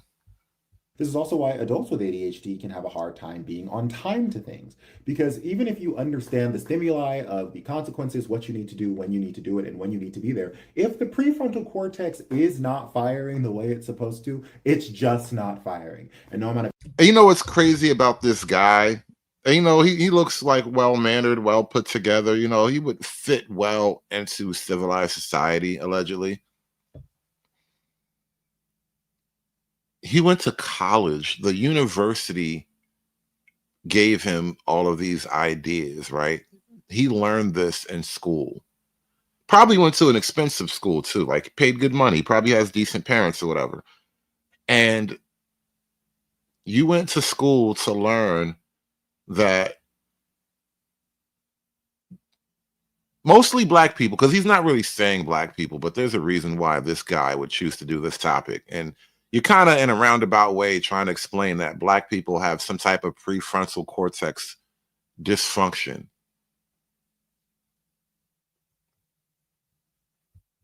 Yelling or frustration or cutting people off is going to change that. And that's why we have to give these diagnoses so that we can understand them as these specialized circumstances that they are. But ADHD isn't the only thing that dysregulates the prefrontal cortex. There are a lot of biopsychosocial phenomena that correspond with the dysregulation of the prefrontal cortex or other parts of the brain, like anxiety and depression, but also acute and chronic stress and trauma. And I was just going to tell you, and shout out to Anarcho Banker with the 5 ball. He says, this is going to be the biggest cope ever. Yeah, it's only a matter of time before he mentions racism explicitly. Like, what else is he building up to if not racism is the reason why black people don't change their smoke detector alarm? Make it stop. Make the hurt stop, please. Like, phenomena that correspond with the dysregulation of the prefrontal cortex or other parts of the brain, like anxiety and depression, but also acute and chronic stress and trauma. And those are the ones that I kind of want to focus on, especially because the definitions of stress and trauma and what constitutes something that is stressful or traumatic isn't really up to you or somebody else. So this idea that someone can say, well, you know, you shouldn't really be experiencing stress, or you don't really have an excuse because what happened to you wasn't that bad. So what, your parents yelled at you, or so what, your parents got a divorce. I know people have been through worse. I've been through worse. They don't really determine what constitutes something that is acutely traumatic or stressful. What does is the hypothalamic pituitary adrenal axis and the sympathoadrenal medullary axis, which are structures within the brain. Whoa, hold on, gay man. You said a lot of big words really quickly, and I'm not smart enough nor gay enough to follow you. I'm just gonna take that back a minute. Parents yelled at you, or so what, your parents got a divorce. I know people have been through worse. I've been through worse. They don't really determine what constitutes something that is acutely traumatic or stressful. What does is the hypothalamic pituitary adrenal axis. Hypothalamic pituitary adrenal, something that is acutely traumatic or stressful. What does is the hypothalamic pituitary adrenal axis. And the hypothalamic pituitary adrenal axis. Oh, okay. I had to slow that down. That was quick.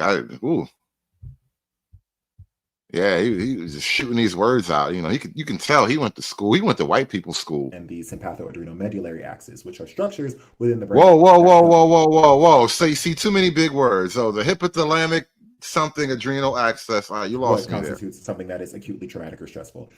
What does is the hypothalamic pituitary adrenal axis. The hypothalamic pituitary adrenal axis. And the sympathoadrenal medullary axis. The sympathetic adrenal medullary axis. Okay. The hypothalamic pituitary adrenal axis. And they don't really determine what constitutes something that is acutely traumatic or stressful. What does is the hypothalamic pituitary adrenal axis and the sympathoadrenal medullary axis. The sympathoadrenal medullary axis. You can tell he was surrounded by white people in his educational process, right? You did not learn this in a room full of the blacks. I just know you didn't. Which are structures within the brain that govern our stress responses. And I don't want to talk too much about the mechanics of those things, but what you need to know is that when they identify something that constitutes stress, that they decide constitutes stress, they release stress hormones. They release cortisol, they release adrenaline, norepinephrine, noradrenaline. And in circumstances where there are continual stressors that they can identify, they are releasing that on a loop. They're releasing it too frequently, and this overwhelms the brain and dysregulates its traditional functions because it's a very delicately balanced system. Now, there are countless studies, many of which I draw on for my own research, that link the lived experience of low income or impoverished socioeconomic status with deviations in longitudinal adolescent neurological development, which is just adolescent neurological development over time, and well into adulthood. And I just want to make this clear, like, I'm focusing on what's going on with the brain and specifically the prefrontal cortex, but this is not limited exclusively to the prefrontal cortex. This affects the entire brain, and this also affects the entire body. And there are many circumstances in which we can identify those, but we're focusing specifically on the fire alarm. And I think by now you can see where I'm going with this. In fact, I think you're saying that racism has created such deleterious environmental effects on Black people that they've somehow become immune to the warnings of the fire alarm chirping. At least that's what I think you're about to do.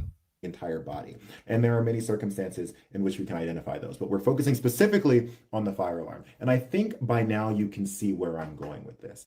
In fact, I think we've basically arrived at the part of the video where my point is made. So as we near the end, I really just want to read a little bit out of this book, The Deepest Well by Dr. Nadine Burke-Harris. She is, in my view, one of the preeminent scholars, researchers, and authorities on this specific kind of interaction, the biopsychosocial element of this, the chronic stress and how that impacts development over time, especially in youth. This is the kind of book that should be read in conjunction with things like The Body Keeps the Score or The Chemistry of Joy. And she started to sort of begin her investigation of this when she was getting what she felt like was too many ADHD referrals to her clinic, because people were able to recognize the dysregulation of the prefrontal cortex, among other things, but she was able to recognize that perhaps it wasn't ADHD, it was something else. Were a lot of those ADHD references Black people?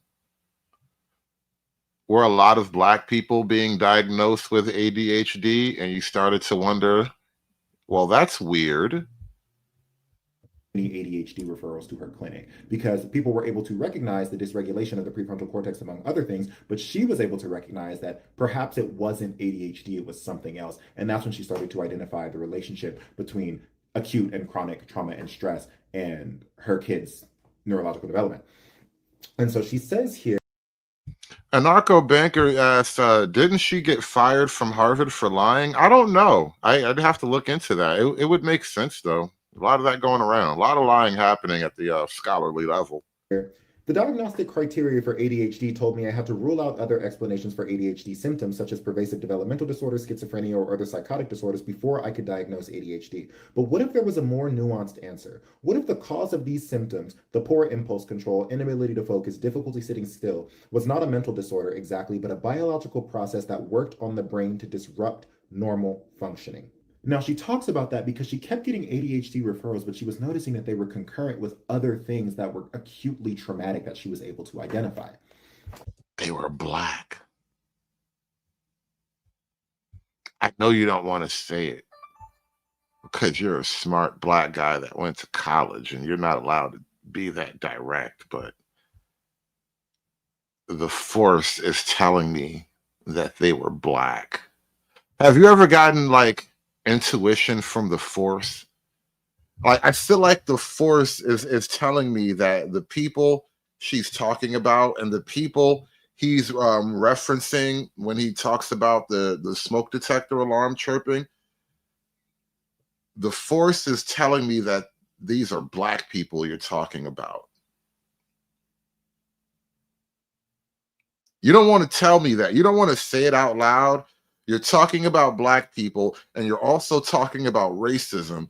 And you don't want to say Black people, and you don't want to say racism. If you say those two words right now, it's like you're gonna give away the game or something. But this is why Obi-Wan taught me to trust in the force. And that's what I'm gonna do right now. I'm gonna trust in the force like Obi-Wan taught me. The other section that I want to read is just her version of the breakdown as to what happens when chronic stress is introduced to the prefrontal cortex. For kids with toxic stress, the activity of the prefrontal cortex is inhibited in two ways. First, the overactive amygdala sends messages to the PFC telling it to decrease its functioning because something stressful is happening. You don't want reason getting in the way of survival. The second is that the locus coeruleus is flooding the brain with noradrenaline, compromising the ability to override instincts and impulses. The PFC is the part of the kid's brain that puts the brakes on impulses and helps him or her make smarter decisions. Telling a kid to sit still, concentrate, and ignore stimuli that are flooding his brain with the need to act is a lot to ask. And the downregulation of the PFC can have different consequences for different people. For some, it results in an inability to concentrate and solve problems, but in others, it manifests as impulsive behavior and aggression. Wrapping it up nicely together in the dying fire alarm, if we can start to understand that the lived experience of low income or impoverished socioeconomic statuses can dysregulate the prefrontal cortex such that the simple task of replacing the fire alarm is made difficult, then we can also start to recognize that living with fire alarms that beep and beep and beep until they die is going to be a more common occurrence in places where people of those socioeconomic statuses are concentrated. And from there, it's as simple as subconsciously connecting the two in our brains without ever realizing it, although often alluding to it. And my name is Drew, and I'm a sociologist, and sociology is the study of society and human behavior in social contexts. Damn, he didn't say racism, Black people, or even slavery at all. He is a really smart nibber. He's one of the smartest ever. I'm telling you, man. This the reason why I be hating niggas, man. I'm telling you, man. It just be us. I be hating niggas, man. Although one quick follow-up, I do want to say that this is just such a shallow skim of the subject matter, and it goes so much deeper, and there's so much to say about how trauma is reproduced and how chronic stress can be inherited, the nature of epigenetics and transgenerational epigenetic inheritance. And there's so much to say about like racialization and built environments and how identity is constructed with all of these systems interacting together. There's a lot even to say about westward expansion and the settlement patterns of the eastern sides of the United States and then how they moved west. If you're interested in that, let me know, because I could talk about it for hours. This is obviously one of my like 5 areas of sociological focus, and they all tie in together. Like they are not separate. That's why they're like the 5 areas of focus. But if not, that's fine too. I'll just save it for cocktails with my friends, I guess. All right. Now I want to move on to the final piece here, the piece de resistance. This is low-key one of my favorite niggas on the internet right now. If I was going to be a pro-Black, I would be something like his version of pro-Blackness, right? Because, and it's weird, I don't know why he has me blocked on Twitter. Like, preemptively, I was blocked by him before I ever even discovered him. But, he kind of gets it in a way that most Black people don't, because the pro-Black dream is a pipe dream for the most part, right? And if you really did want to get Black people to do all the things necessary to sort of uplift and advance the race, you would need something like a king to really do it. You know, from an authoritarian level, you need somebody who has the juice. You know, you need somebody with the muscle. And I saw this guy a couple of months ago, somebody that I interact with on Twitter. They were commenting on one of his videos, and so I watched it, and I'm like, oh, this guy's a right-wing pro-Black fascist, and he doesn't even realize he's a fascist yet. And you know me, I'm something of a bit of a fascist myself here, and I instantly recognized the necessity of what people call fascism to really implement his version of pro-Blackness, right? And that was a couple of months ago when I first discovered him. And he's finally hit the next level. And I think it's funny because I called it right away. I was like, bro, this guy, I mean, you need fascism. Whatever you think, because you know, fascism has a relatively loose definition. It's a particular thing, but you know, it's fuzzy at the edges because technically liberals are fascist too in their own right? But anyway, there is there's something I do like about this guy. Let's put it that way. The answer to your question is yes. At some point, I was what your mainstream Pan-African is. However, we have evolved a little bit and understand what is really necessary to achieve those sort of goals. The thing is, every little tribalist, say in Africa, is not going to come together to unify. Unfortunately, they're too stupid to understand that if the race is divided, the continent is divided into weak little states, that it's going to keep the race destroyed. In fact, you could put it on a smaller scale. Here in America, you have thugs from this corner of the street and thugs from that corner of the street deciding they don't want to unify for economic community and prosperity. Instead, they would like to fight each other with nothing. And shout out to Big Time. Thank you for the $2 super chat. He says this guy has a degree but can't dig a hole. Yeah, we're talking about the last guy that we were just playing there. And yeah. Shout out Red Illusion. He even has the fascist aesthetic. Bro, you need something like this in order to really get the black race. And I don't even believe in getting the whole black race, because I wouldn't think of unifying all of the global niggas. That's stupid. But even if you just did it in a microcosm with black Americans, like, yeah, this guy kind of he understands it on an intuitive level. I think that makes a lot of people uncomfortable. And so you have to understand, if as a smart black man with some willpower, you need to start to see that if this race is going to go anywhere, the smart men have to see that they have to win and beat the dumb people. And that's the only way this race is going to succeed. The continent should be unified.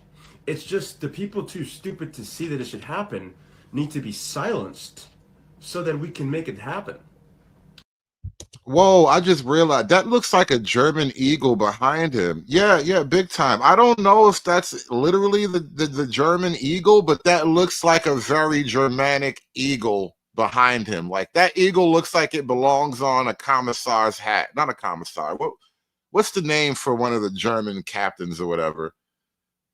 But yeah, you look like you need to put that on an SS officer's hat, bro. That is a very Reichstag type of eagle right there. So you look at Europe today, fractured, divided, and I mean, good, obviously, otherwise they'd be, more powerful. I mean, I don't really, it's not my focus or anything. And I'm like, oh, Europe, bad, whatever. I'm just saying, if they were unified under a single flag, they'd be much better off today than they are currently. And that was only going to happen by force. They weren't just going to do it with a smile on their faces. They weren't just going to come together. Germany would have had to win and conquer all of Europe and bring it together. And it's my nigga Harry Heimler right here. It's my black fascist. Yeah. This is why his mannerisms like a black Fuentes. I got to keep my eye on this guy. I don't know why he blocked me. I got to find a way to get him to unblock me, because I like this kid. I want to see what he does with his black fascist dream. He's got a slight hint of crazy behind the eyes, but his eyes are very clear and white. He's got a little bit of Caucasian crazy behind the eyes. I think he can go places with this right here. If we can get him on the red pill side, I give him a lot of support. All I need to hear is some opinions on the red pill thing. Like, where do you stand on the problem of women? Germany doesn't even mean Germany was going to do anything bad to them. Just to bring them under one flag would had to happen by force. And so what you'll understand is that... Well, what did you say about Germany? Hold on. What did he just say about Germany? Hold on. We were just talking about that funny-looking eagle back there. Now he's talking about Germany. Germany was going to do anything concrete. They weren't just going to come together. Germany would have had to win and conquer all of Europe and bring it together. And Germany doesn't even mean Germany was going to do anything bad to them. Just to bring them under one flag would had to happen by... He said Germany wasn't even going to do anything bad to them. Oh, God. Oh, God, he like my little cousin. It's the little cousin I always wanted right here. Oh man, I gotta be friends with this guy. I gotta find a way to be friends with this guy. I don't even care that you're a pro-black, because I don't care that people are pro-white. Be pro your gang, but like most pro-blacks are just retarded. And I kind of like this guy. He makes being pro-black look cool. Like he's got the whole eagle thing. He's got the clean, sharp, nice, clean cut, fascist aesthetic going on. I wonder where he stands on the concept of something like a Christian nationalism. And now I'm curious about this kid. This kid looks like he can do things. That was only going to happen by force. They weren't just going to do it with a smile on their faces. They weren't just going to come together. Germany would have had to win and conquer all of Europe and bring it together. And Germany doesn't even mean Germany was going to do anything bad to them. Germany wasn't even gonna do anything bad to them. Yo, Big Time with the $2 super chat. He says that lamp was put in the background on purpose. Oh, bro. Hey, there's nothing like a little strategic placement to get a message across, Sometimes you have to use a little strategic placement so people can understand things aren't always the way they seem on the cover. You have to look a little bit deeper. That's the power of strategic placement. You're like, hey, wait a minute. Well, what's that about? Like, if that's true, then what does that mean about there's something going on here. I got to think a little bit harder about this, man.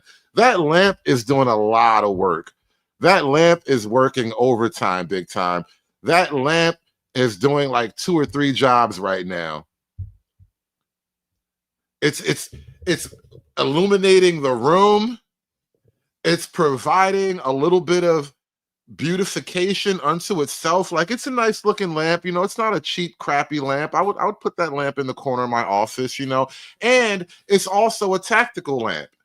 It's hiding a subversive goal, right? Like, this lamp is working triple time right now. This lamp is the hardest working lamp in all of black fascism right now. Niggas ain't never seen a lamp hustle like this before, bro. You see what I mean about this kid? This kid is going places, man. I didn't even notice the lamp. Shout out to Big Time with that $2 super chat, man. Lamp game going crazy right now. You niggas don't even know that you need a proper lamp game. How you gonna blend in? How you gonna sneak past all the angry black people if you don't have a proper lamp game? What's wrong with you? What's wrong with y'all? You niggas are crazy. Shout out to that lamp. Hustling. Man. They weren't just going to do it with a smile on their faces. They weren't just going to come together. Germany would have had to win and conquer all of Europe and bring it together. And Germany doesn't even mean Germany was going to do anything bad to them. Just to bring them under one flag would had to happen by force. And so what you'll understand is that in order for this race to be unified, it's also going to have to be by force. Every one of those tribes, every one of those... Got a representative from Team White. Says, black man thinks he understands Germany. Stay in your lane. Listen, man, fascists of all ethnicities need something to aspire to. If not Germany, what then? You're going to have to sort that out on your own camp, all right? But fascists of all ethnicities need something to aspire to. We got Germany and we got the rising sun, all right? Shout out to the samurai. The Hatsphere, the samurai. We need something to aim at, goddammit. You're just going to have to make your peace with that shit. Countries that were created by fucking colonialists a couple of decades ago, they need to be brought in by force. And the good news is the people who know how to make drones within this race, the people who are ever going to build a nuke within this race, the people who are ever going to build a tank within this race with high IQs and good willpower will do much better. Yeah, River, I don't know if you noticed, but all my niggas, we're all doing the Kanye thing now, bro. We might be behind the curve, but we're all doing the Kanye thing, bro. We're learning, goddammit. We're learning. We're going to get there sooner or later. You're not going to be the only fascist in the game. That was last year's fascism. All right, last year's fascism was all white. This is a whole new fascism. You have to make room for the clean-cut smart niggas. We have plans too, right? We have solutions too, motherfucker. Than the villagers that you can turn the water off for if you can just get to the pump. Okay, so I think the good news for smart black men is if you will not be a little P word, you'll understand that it's a very clear path to victory within this race.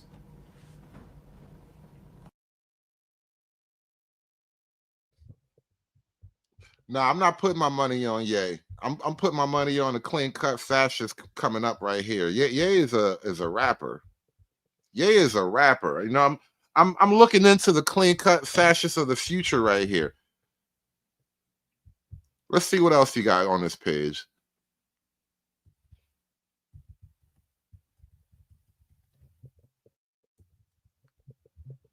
And taken down and burned to the ground to realize how many more Black Wall Streets do you need? How many more times do you need to build for it to be deconstructed and taken down and burned to the ground to realize there is no peaceful solution? There is no solution without defense. There is no solution without strength. There is no solution without having arms. There is no solution without having the capability to retaliate against your enemy if you are attacked. Because if you keep building Black Wall Streets, you are mad. The definition of madness is to keep doing the exact same wrong thing with the same wrong results. So the black race has to learn there is no economic solution. If you build a strong economy without the defense, it is going to be attacked and burned down. He is kind of tripping though. You need an economic solution. You know, he getting ahead of himself. How you want to have black WMDs, but you don't have black economics? See this? Oh man, this nigga. This is why you need elders, bro. This is why you need elders. You can't let the young high heads make all the decisions. Nigga want nukes, but he can't do regular business. See, typical nigga. Ah man, I was putting my hope in. You know, I was having faith in the nigga. I ain't gonna lie. I was having faith in him, but you know, I'm not totally out of faith yet. You know, he's trying to. He's working on his black fascist aesthetic. Look at him. Look at him. He's trying to do right-wing black Kino. The nigga working on his black fascism real hard, though. He's trying to do fascism Kino. Only the right wing does Kino. He trying, though. Shout out to him. He on his way. You gotta work on your arguments, though. Can't just be posing in front of the camera. Oh, the nigga like Malema. Oh, damn. Yeah, he's a communist. He likes Malema. I mean, he's pro-black, so, you know, I guess that kind of goes together.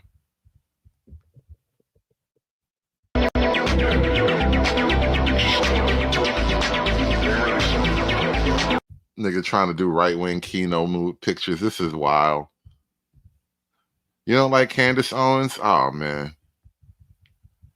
Yeah, he's pro-black. This is what you did. This is what you get. Person who did that, I'll tell you, they were black. Of course they were. And this is... Stop fucking running from me!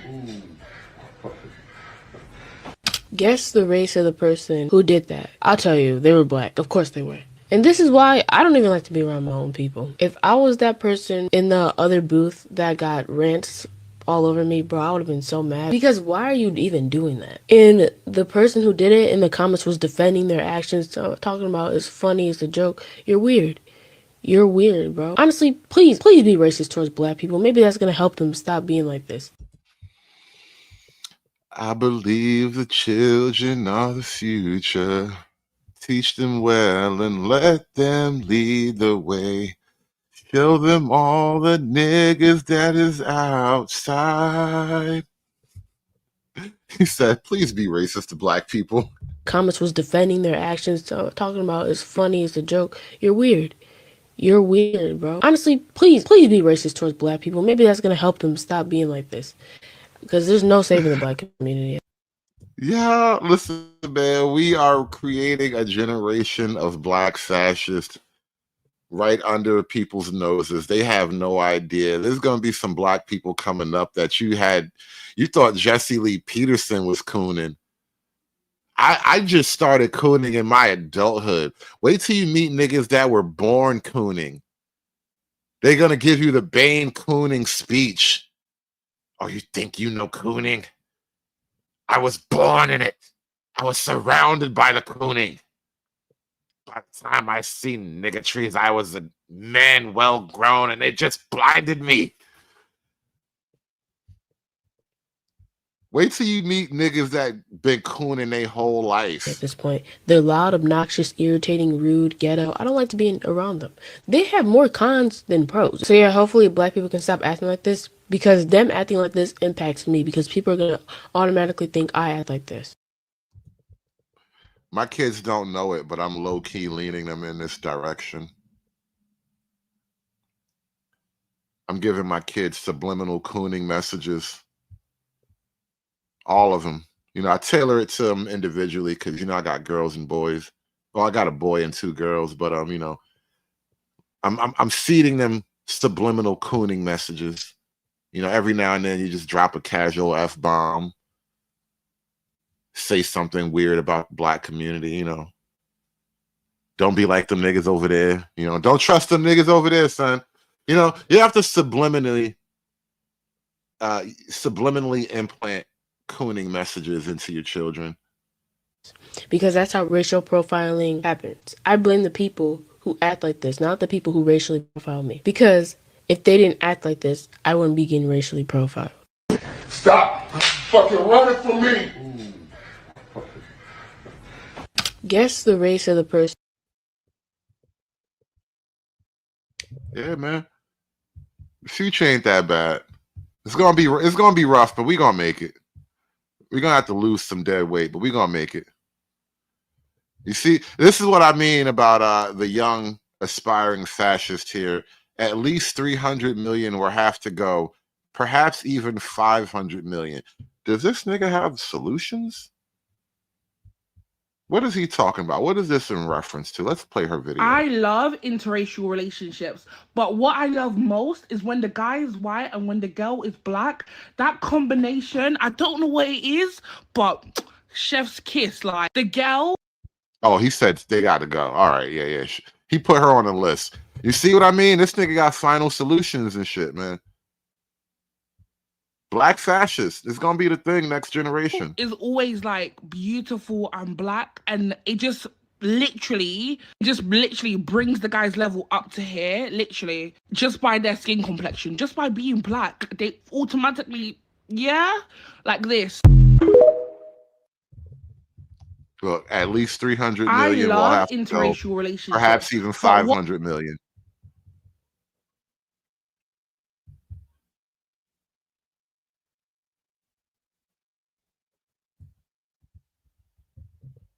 Oh, it looked like he's saying something serious. And he got that flag though. He stayed with that flag. And he has it like artfully positioned so you know there's the Iron Eagle on it right there. Like he really, there's something about that flag that really speaks to Black me. race has to learn. There is no economic solution. If you build a strong economy without the defense, it is going to be attacked and burned down. See, I don't think he understands that soldiers cost money.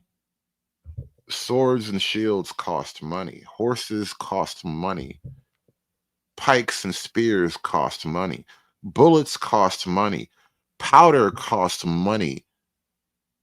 Uniforms cost money. How do you get all these things without money? He needs to learn. He needs to learn. He's still in like entry level. He's like a fascism 101. He hasn't really fully understood the German model.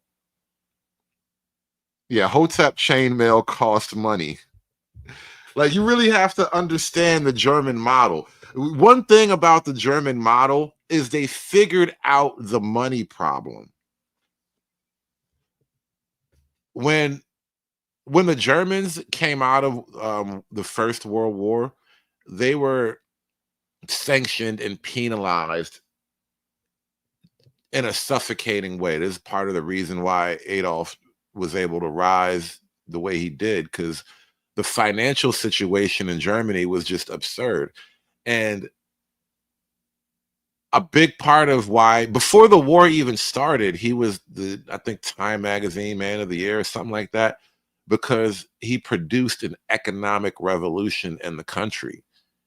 And that economic revolution allowed him to rearm because panzers cost money. The SS cost money.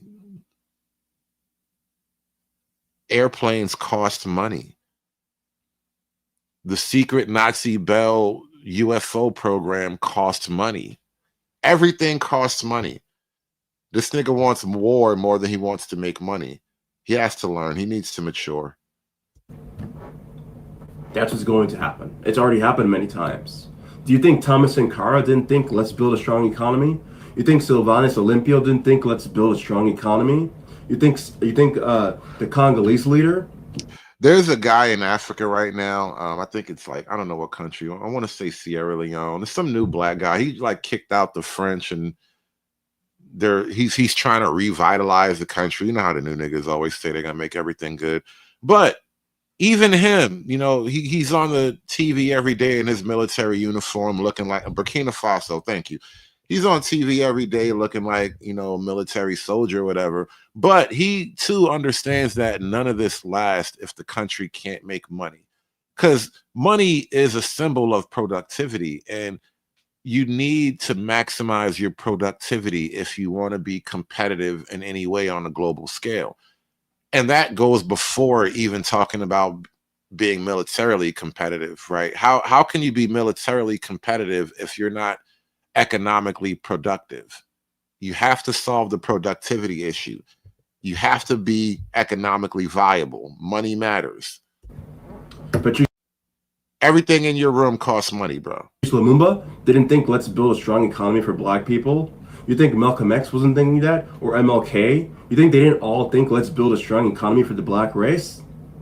You think Marcus Garvey wasn't thinking that? Oh, yeah, they were thinking that. But what happened? They didn't have the force to defend themselves, and when they began to actually build things, they were assassinated. You know what? Who doesn't get assassinated when they try to build things? People who are defended. North Korea can build its economy all it wants. They can give all the sanctions they want, but North Korea still has way more buildings, way more guns, way more of an army, way more nukes, way more chemical weapons, and so on and so forth. North Korea is protected by China. If North Korea wasn't a pimple on China's forehead, we would have popped that motherfucker years ago. But that's China's pimple. We can't just go pop it. They're sovereign. They're defended. America can yap all it wants. These Anglos can yap all they want. They're never going to touch North Korea, because if they do touch North Korea will retaliate by erasing New York off the planet, along with a whole number of other cities. And it'll be the end of their... Damn. You know, I still have faith in this kid, but, you know, he's got a lot to learn. The black intellectual class doesn't quite get the intricacies of global politics and realities. North Korea isn't protected because of North Korea. North Korea is protected because of China. That's literally how they got saved in the war. We would have killed North Korea in the 50s if China didn't get involved. And we just didn't want to nuke China because it had become unpredictable after that. And so we had to work it out. I've said it before, but I'm going to keep on saying it. Liberalism has been nothing but a destructive virus to the black race. And it's being proven once again. Oh, Roe v. Wade got overturned. There's still hope, though. You see, the kid still, there's glimmers of hope, man. He just needs education. He needs elders. He needs an older, wiser German fascist to lead him down the path. And then they have to set him loose among the people. I've said it before, but I'm going to keep on saying it. Liberalism has been nothing but a destructive virus to the black race. And it's being proven once again. Roe v. Wade got overturned. And there's so many complaints from POC girls in America. And the complaints go something like, oh, white women don't really care about feminism. They'd rather hold on to whiteness or whatever, right? Well, yeah, it's maybe because they're smart enough not to become total and utter fucking race traitors to essentially what brought them to the position in which they are currently. you know, and Freeman's Journal is getting some rainbow vibes there, and I won't deny there's a splash of rainbowness to him. I don't want to put that on him directly because we have a tendency in Black America to kind of any black dude who's not like thuggish, we sometimes put the rainbow thing on him, and I don't want to just directly put that tag on him, but you know, very possible, very possible. well, it's been nothing but a banker's plot to bring in feminism into our race, okay, and liberalism into our race to make people have the identity before community deal. It's been a destructive thing. There was a time where people like Malcolm X and MLK could come through and they could unify people based off of race, based off of community, ethnicity, you know, nationhood. Well, now there is no, you know, or at least to a certain extent, very bad high extent, there's no longer a racial identity. It's like, I'm gay, I'm a leftist, I'm a communist, or I'm a Republican supporter, you know, or whatever the fuck else there is. And that's the effect of liberalism. It's an idea in which you divide. There was never a racial identity before liberalism, though. That's kind of the thing. Liberalism created racial identities, if you really want to go there. Modern liberalism,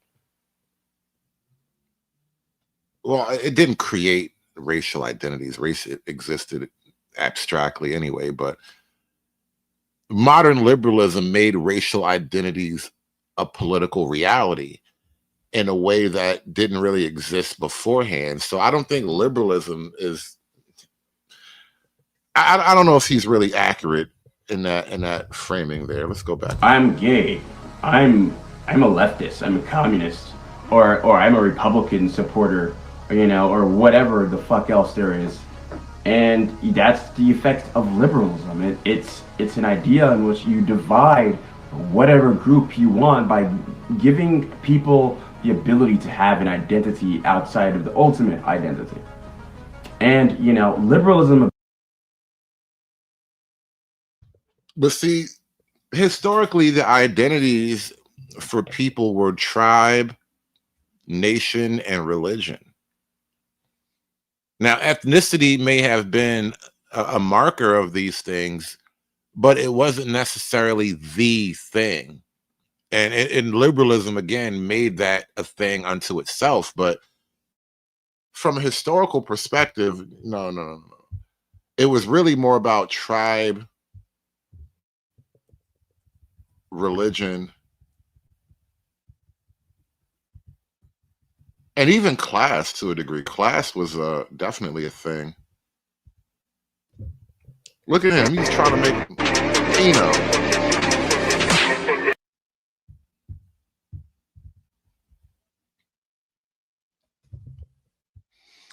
For many years, I have said we Black nationalists need whites to be more open. We said we wanted whites to say their true opinions, the total war for annihilation type opinions. We need this because without it, too many Black men will continue to sleep in a false comfort. We are called radicals and extremists by the typical Black man because they think of people defended in this world as abnormal or somehow obscene. That's because they've never been exposed to how the world really works. It's a matter of force. There are creatures out to destroy you, your fathers, your sons, your daughters, and your mothers. Now that is being made clear. Our Black nationalist ethos do not fall on deaf ears. A great awakening from these sorts of videos will allow grand organization. With that said, we have long talked about how to deal with these problems when the day comes. And he's saying that in response to Lily Gaddis talking about Black people want a race war. Yeah, you're putting a lot of carts before the horse there, buddy. And I'm detecting an error and a definite air of narcissism coming from the kid. He's got some interesting ideas though, but you know, young people, man. I remember being young and stupid too. It's how we all start. Abraham Traore is another person on a long list of people within the Black race that have tried to fix things within nations within the Black race's continent. And what's going to make his situation different? What's going to stop him from being assassinated? Currently, the real forces behind all this is the fact that France and Russia are in a conflict in Ukraine, and this is nothing but a proxy event where Russia is taking away France's resources from the African continent by supporting the independence of the nations there. So that's really what this is. So what's keeping him in existence is really the weapons of mass destruction belonging to Russia. So if you're asking how does he continue this, or really how does any black nationalist that's actually trying to fix the black race's problems without being interrupted by Anglo-Saxon American rats, is basically the same way Russia, North Korea, China, Pakistan, India, and France avoid any sort of regime change from the American rats. And that's by having weapons of mass destruction. He really wants black nukes. This nigga crazy. This nigga really wants a black nuclear weapon. What's wrong with you? What's wrong with y'all? You niggas are crazy!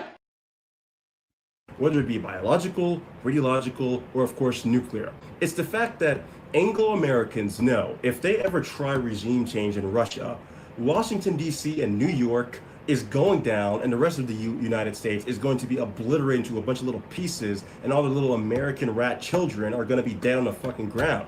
That's what keeps them from not ever trying to do regime change there. Same with the other countries that I listed. And the way the black race can avoid any sort of regime change from American rats is, again, by having weapons of mass destruction, like all those other nations, that make Americans want to think fucking twice. Why? Because your wife that's pregnant, are you sure you want African resources so much that she's gonna fucking die of radiation? Your brother, your sister, your mom, your son, whatever fucking other American rat sibling you have, are you sure? Are you totally, absolutely sure that you want them to die the most lethal, most horrible death because you want some African resources and you don't? Don't worry, if blacks ever make a nuke, it's going to be powered by mangoes and coconuts. Like that people are in control of the African continent that actually have its interest in mind? It makes them have to think twice. So ultimately, the black race absolutely, inevitably needs weapons of mass destruction. And without weapons of mass destruction, you're not getting anywhere. None of this is going to end anywhere serious. We need nukes, all right? That's what we got to ask for. You niggas want reparations and money and land? No.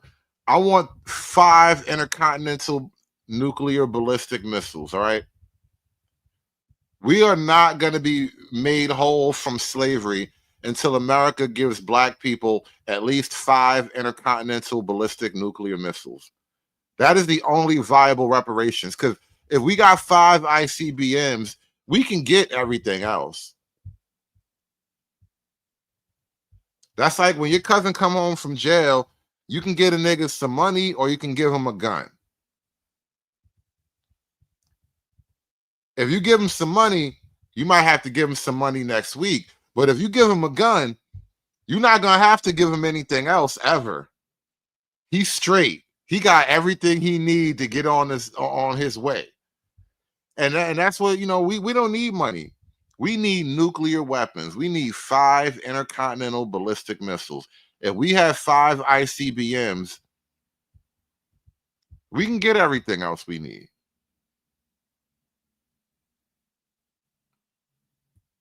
This is why you got to let me be in charge of the reparations. You niggas don't know how to think big. I got to coach this little nigga right here, though. He needs some coaching. Today we see a very fractured black population and very individualistic black population. Where did this source from? Was it the 80s degeneracy? Was it the rap? Was it COINTELPRO? I say it came from an age of MLK. Particularly this statement: judge a man by the content of his character and not by the color of his skin. Well, what does this do? This is fundamentally individualistic.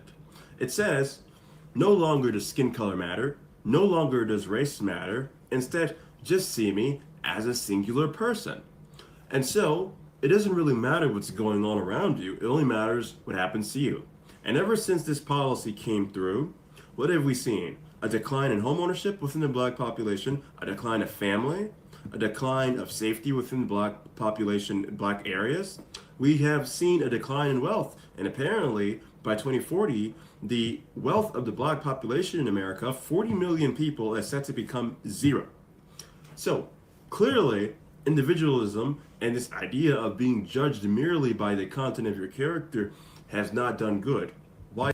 You know what's an interesting, like, almost hypocritical problem that he is revealing in his speaking?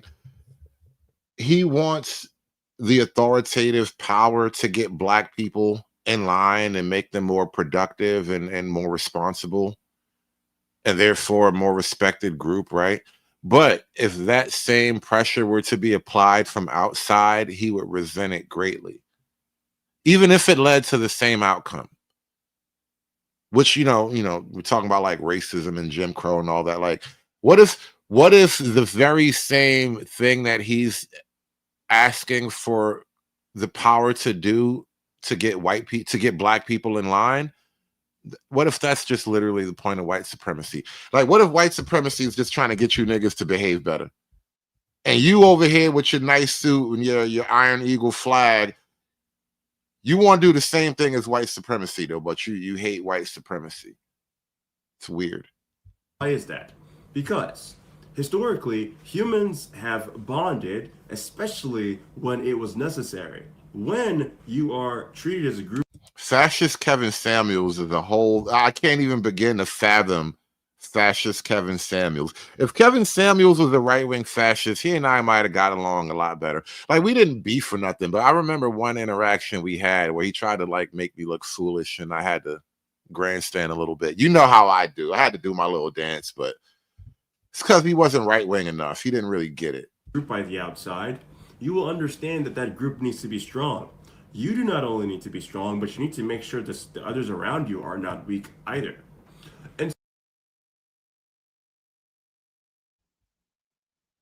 I feel like there's a whole right-wing TikTok career he's got that I've never even heard of yet. there's a lot of people who assume integration between the black populace and Caucasian populace will be much better if only we could fix the image problem and get the degeneracy in the rap music that paints the black population a certain way out of the way. Well, that's incorrect. If anything, that degeneracy is the only reason why there's significant peace around here. The white elites and the white commoners think very differently on these sort of issues. All right, this nigga tripping. I already know he about to say something crazy.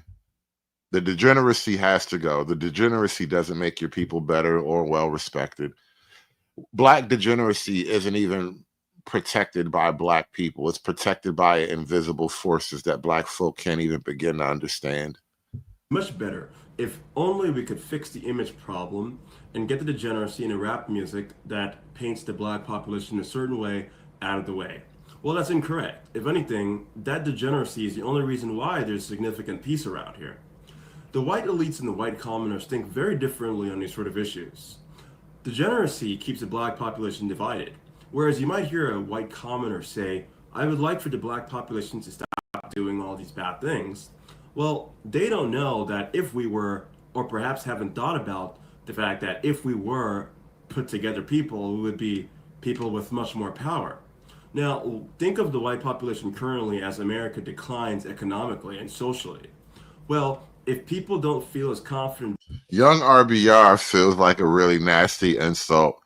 And you know what? I'm with you, Freeman's Journal. Like, the luster has come off. Like, he's not looking as great as he did 10 minutes ago when we first started down this line. I'm holding out a last bit of hope for him, but he is firmly down the rabbit hole, man. I can't reach my arm that far down the rabbit hole to pull him back, but he might be able to claw his way back up to the surface, man. But yeah, I'm kind of with you guys now. He's a little bit too far gone. He's got some interesting fascist leanings, and I respect him for that.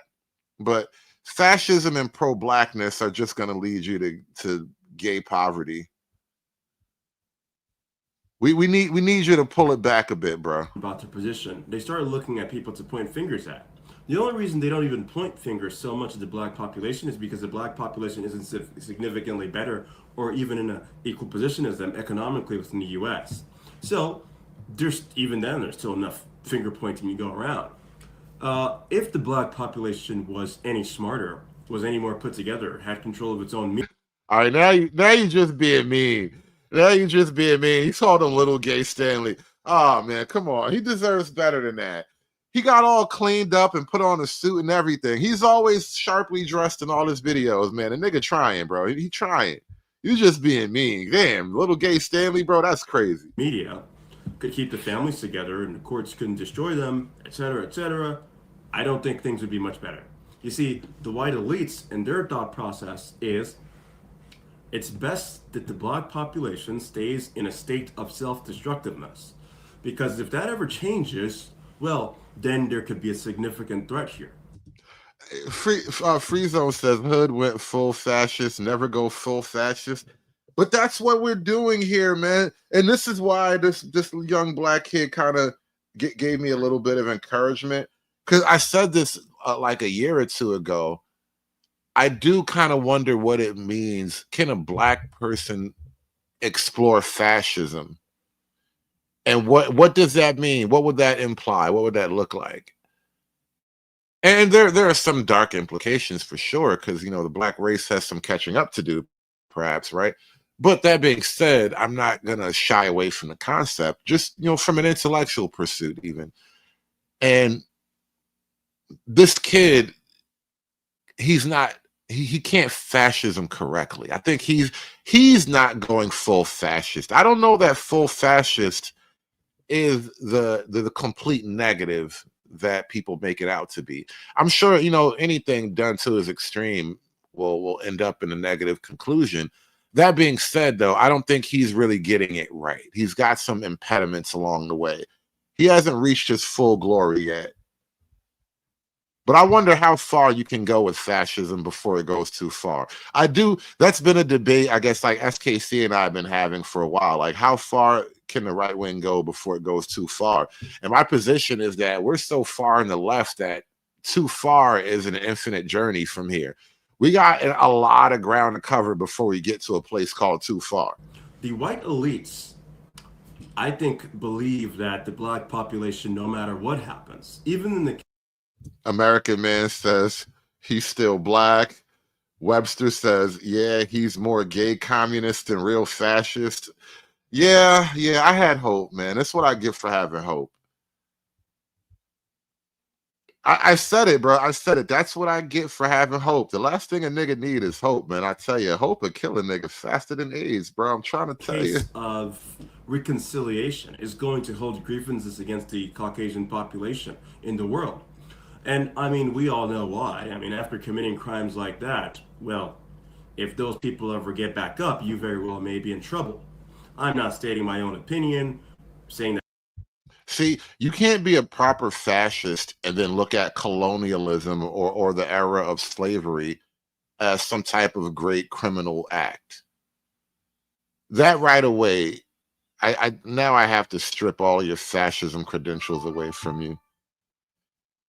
No proper fascism looks at no proper fascist can look at colonialism with a hateful spirit. Colonialism simply is what it is.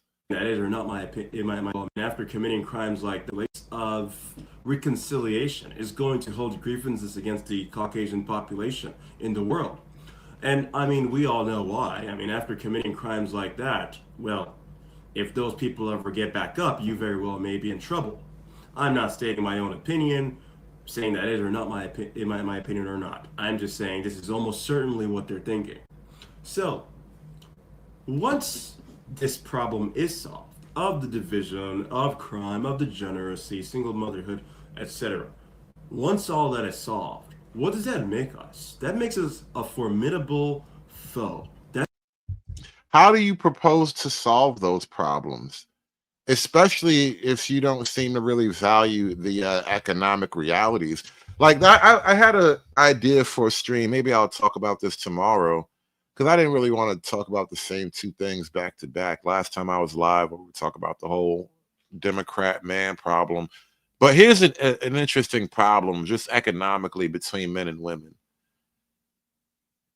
Women from a romantic pair bonding scenario, women were never meant to be financially equal to men.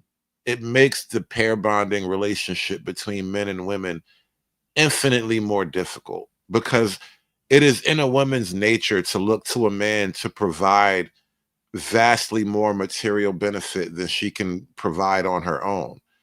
And to make women economically equal to men, it just retards the whole scenario that naturally exists between men and women.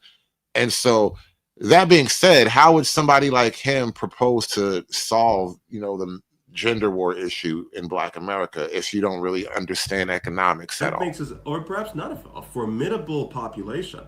And if you are a formidable population on the planet, well, then the Anglos are going to begin to see you as they saw the Germans in World War II. They're going to see you as they see the Russians. They're going to see you as they see Iran. They're going to see you as they see China and North Korea and any other population on the planet that still happens to be strong and not in an absolute destructive state. So if you're thinking about integration, well, there's a whole lot more work after fixing the image problem.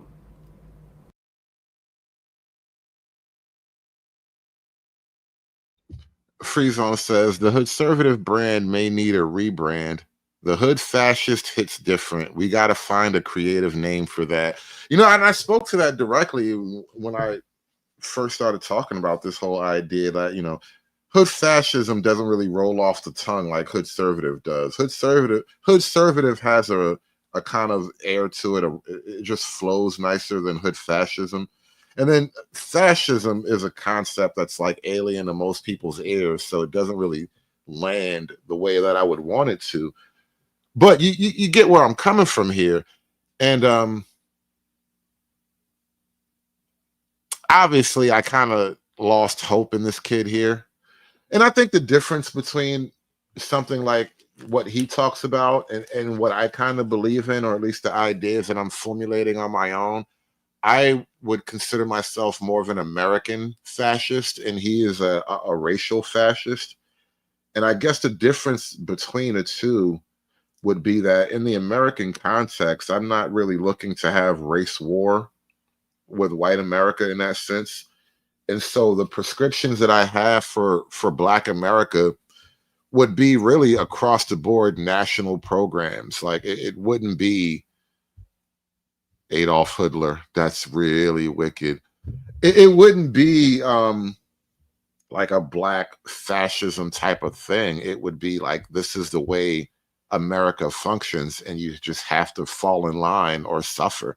I wouldn't have all this really soft on crime because Black people do a lot of crime type of policies. Like, that's just retarded. If I was the president, the first thing I would do, I ain't gonna lie, I'm Black and I'm proud, but I hate niggas though, I swear. I gotta find a way to put a restraint on some niggas, I swear to God. Cause like niggas be geeking, like a lot wrong with our country because of niggas. I swear to God, every other culture look out for themselves. Niggas be geeking, like niggas are the reason why America is the way it is. And white people too, no bullshit though. But niggas be geeking though, for real. So I gotta do something about the niggas though. I gotta keep them in line. I gotta keep them in line, bro. We gotta make some laws for niggas. No bullshit.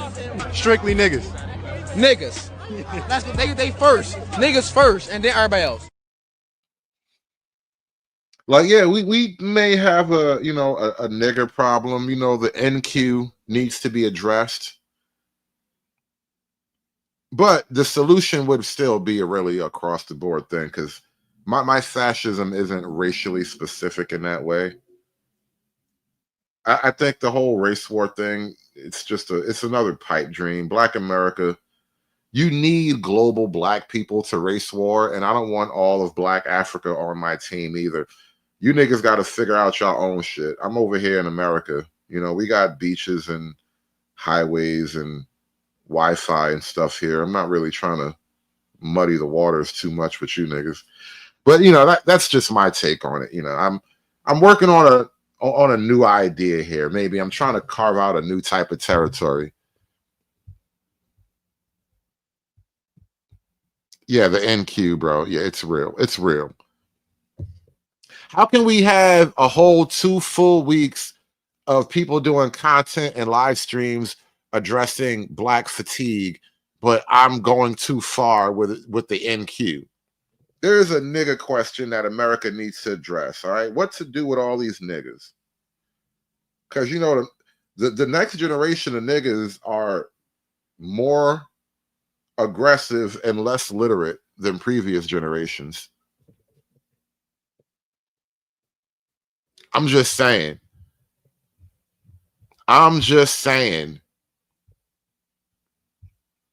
I'm calling it the NQ to be nice, but you guys aren't ready for advanced darkness. And I said it from the start. This is advanced darkness. This is Heart of Darkness. This is the jungle drum. This is the fertility goddess of chaos. They're literally going to eat your balls. They're going to cut your fucking nuts off and eat them. Whoa, what? They're gonna what? You guys have a great night. We're gonna put this one in the bag, man. Thanks for watching. I will catch you guys tomorrow. Peace, y'all. Aspiring to be patriarchs like what white men have, that isn't freedom. That isn't going to help anybody. It's certainly not going to help black people. And I want to understand white rage, and I'm white. It's done. It's done. It's done. It's done. It's done. It's done.